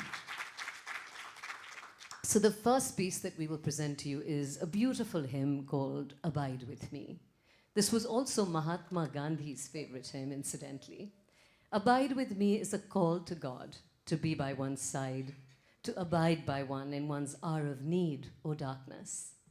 When I was creating the Sufi Gospel Project, I was researching so much poetry, and I found such a beautiful verse that felt to me like a missing piece of Abide With Me, a missing piece of the puzzle almost. The perfect answer to the call, Abide With Me, in the words of 15th century Sufi saint in India, Kabir Das, and we will share this, of course, in the piece that we present, but I just want to tell you a little bit about the incredible man Kabir Das was. Kabir was from a spiritual movement in India called the Bhakti tradition, which stressed on a complete surrender towards God. He believed that the only way for one to know the truth was to drop the ego or the I that came in the way of you knowing your truth. He was such a prolific poet. He was very revolutionary in his thinking, very against labels and religion, and the boxes religion put people into, the walls that it created, and in turn the discrimination that it led to. He believed that everything, living and non-living, was divine, and his clear vision, his approach towards social equality are as relevant today as they were centuries ago. He said something very beautiful in one of his poems. He says, "We are all pots made of the same clay." So this is our version of Abide With Me, a call to God to be by one's side, with a beautiful answer by Kabir, or as I like to call it, Abide With Me with a little help from Kabir.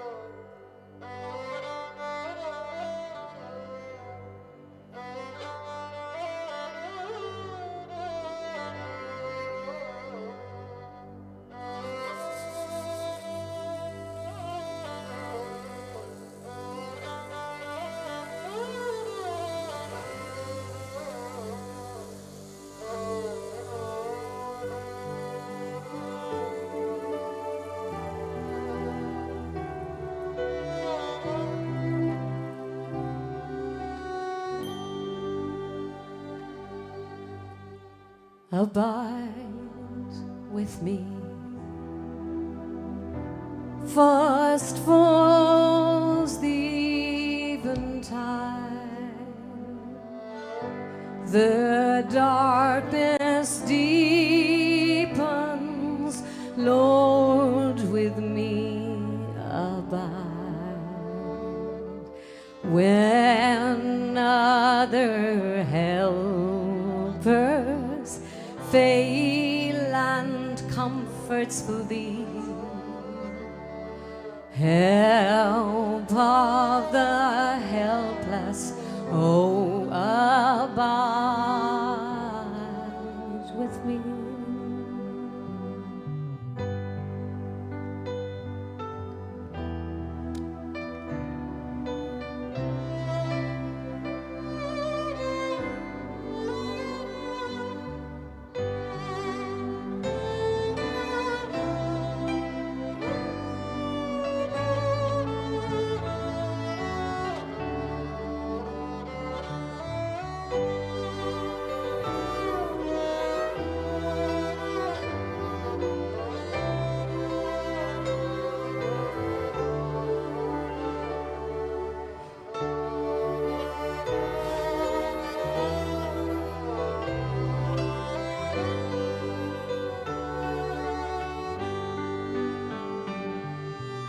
I need thy presence every passing hour. What but thy grace can foil the tempter's power? Who like thyself, my guide and stay can be? Through cloud, through sunshine, abide with me. I fear no foe, with thee at hand to bless. Ills have no weight and tears no bitterness. Where is death's sting? Where grave thy victory? I triumph still if thou abide with me. मोको कहाँ ढूंढे रे बंदे, मैं तो तेरे पास में। मोको कहाँ ढूंढे रे बंदे, मैं तो तेरे पास में। ना तीरथ में ना मूरत में, ना तीरथ में ना मूरत में, ना एकांत निवास में। मोको कहाँ ढूंढे रे बंदे, मैं तो तेरे पास में। Are you looking for me? I am in the next seat. My shoulder is against yours. You will not find me in temples. You will not find me in mosques, nor in synagogues, and not in cathedrals, not in masses, nor kirtans, not in prayers, nor in meditation, neither in fasting or renunciation, not in ritual or pilgrimage.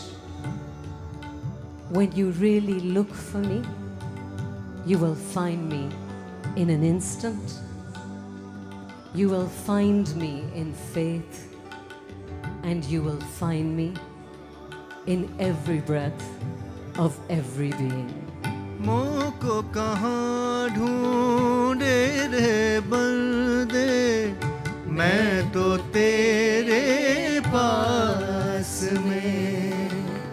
मोको कहाँ ढूंढे रे बंदे, मैं तो तेरे पास में। ना तीरथ में ना मूरत में, ना तीरथ में ना मूरत में, ना एकांत निवास में। मोको कहाँ ढूंढे रे बंदे, मैं तो तेरे पास में। मोको कहाँ ढूंढे रे बंदे, मैं तो तेरे पास में।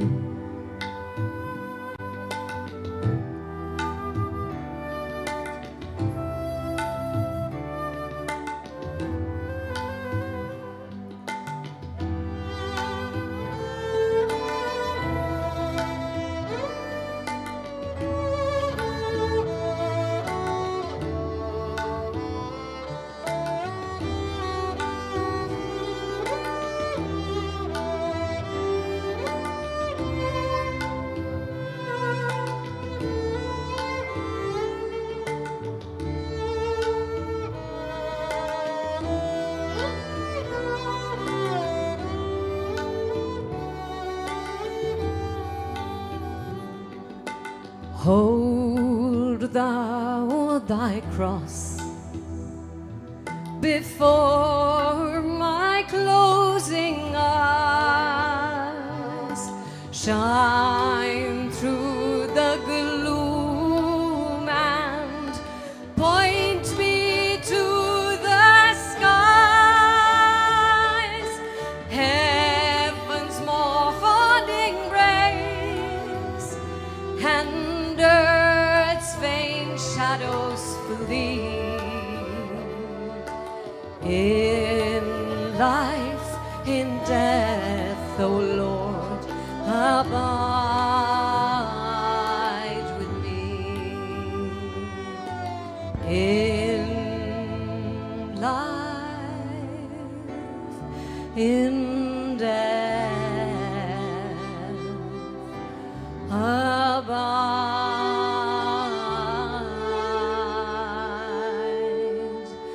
with me.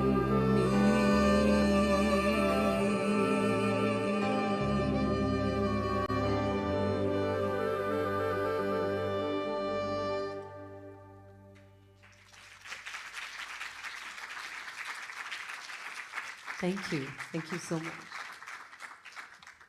So, freedom from labels, from definitions, from preconceived notions of what can and what should be. Realizing that when we are in harmony of acceptance of our differences, free from biases and barriers, we can be resonances of each other, unique but the same.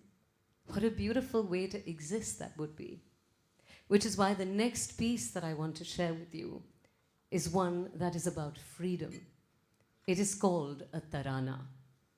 The word tarana is derived from Persian, and it means tarannum. It comes from tarannum, which means song. Now, even though tarana means song, this style of composition and singing, which is from the North Indian classical tradition, is unlike any song you perhaps would have heard.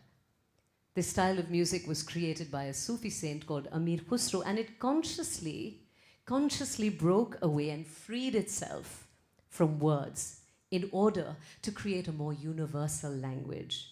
It broke the traditional confines of language. It was not bound by any norms or definitions, and that made it and its message, in a sense, deeply secular. A tarana is a song without words, and it uses only syllables like derena, dimtana, tadim, yalali, syllables that are tied in with melody and rhythm, and it allows musicians to be unfettered by the restrictions that language would pose, and it also helps the listeners connect without words. It's quite similar to the sort of concept of scatting in jazz, which allows jazz musicians to escape lyrics and the straitjacket of meanings that come from words. But because the tarana is bereft, is free of words, listeners are not bound by the meaning of the words, and each listener can interpret it differently in their own way. Each person can experience it differently.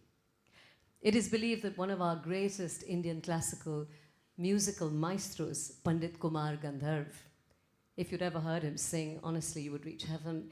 He said, when all else has been sung, sing the tarana, and it will free your soul. And for me personally, what seems, and this is not an academic explanation, this is really just an intuitive understanding of it, what feels even more special about the tarana is that it feels deeply mystical.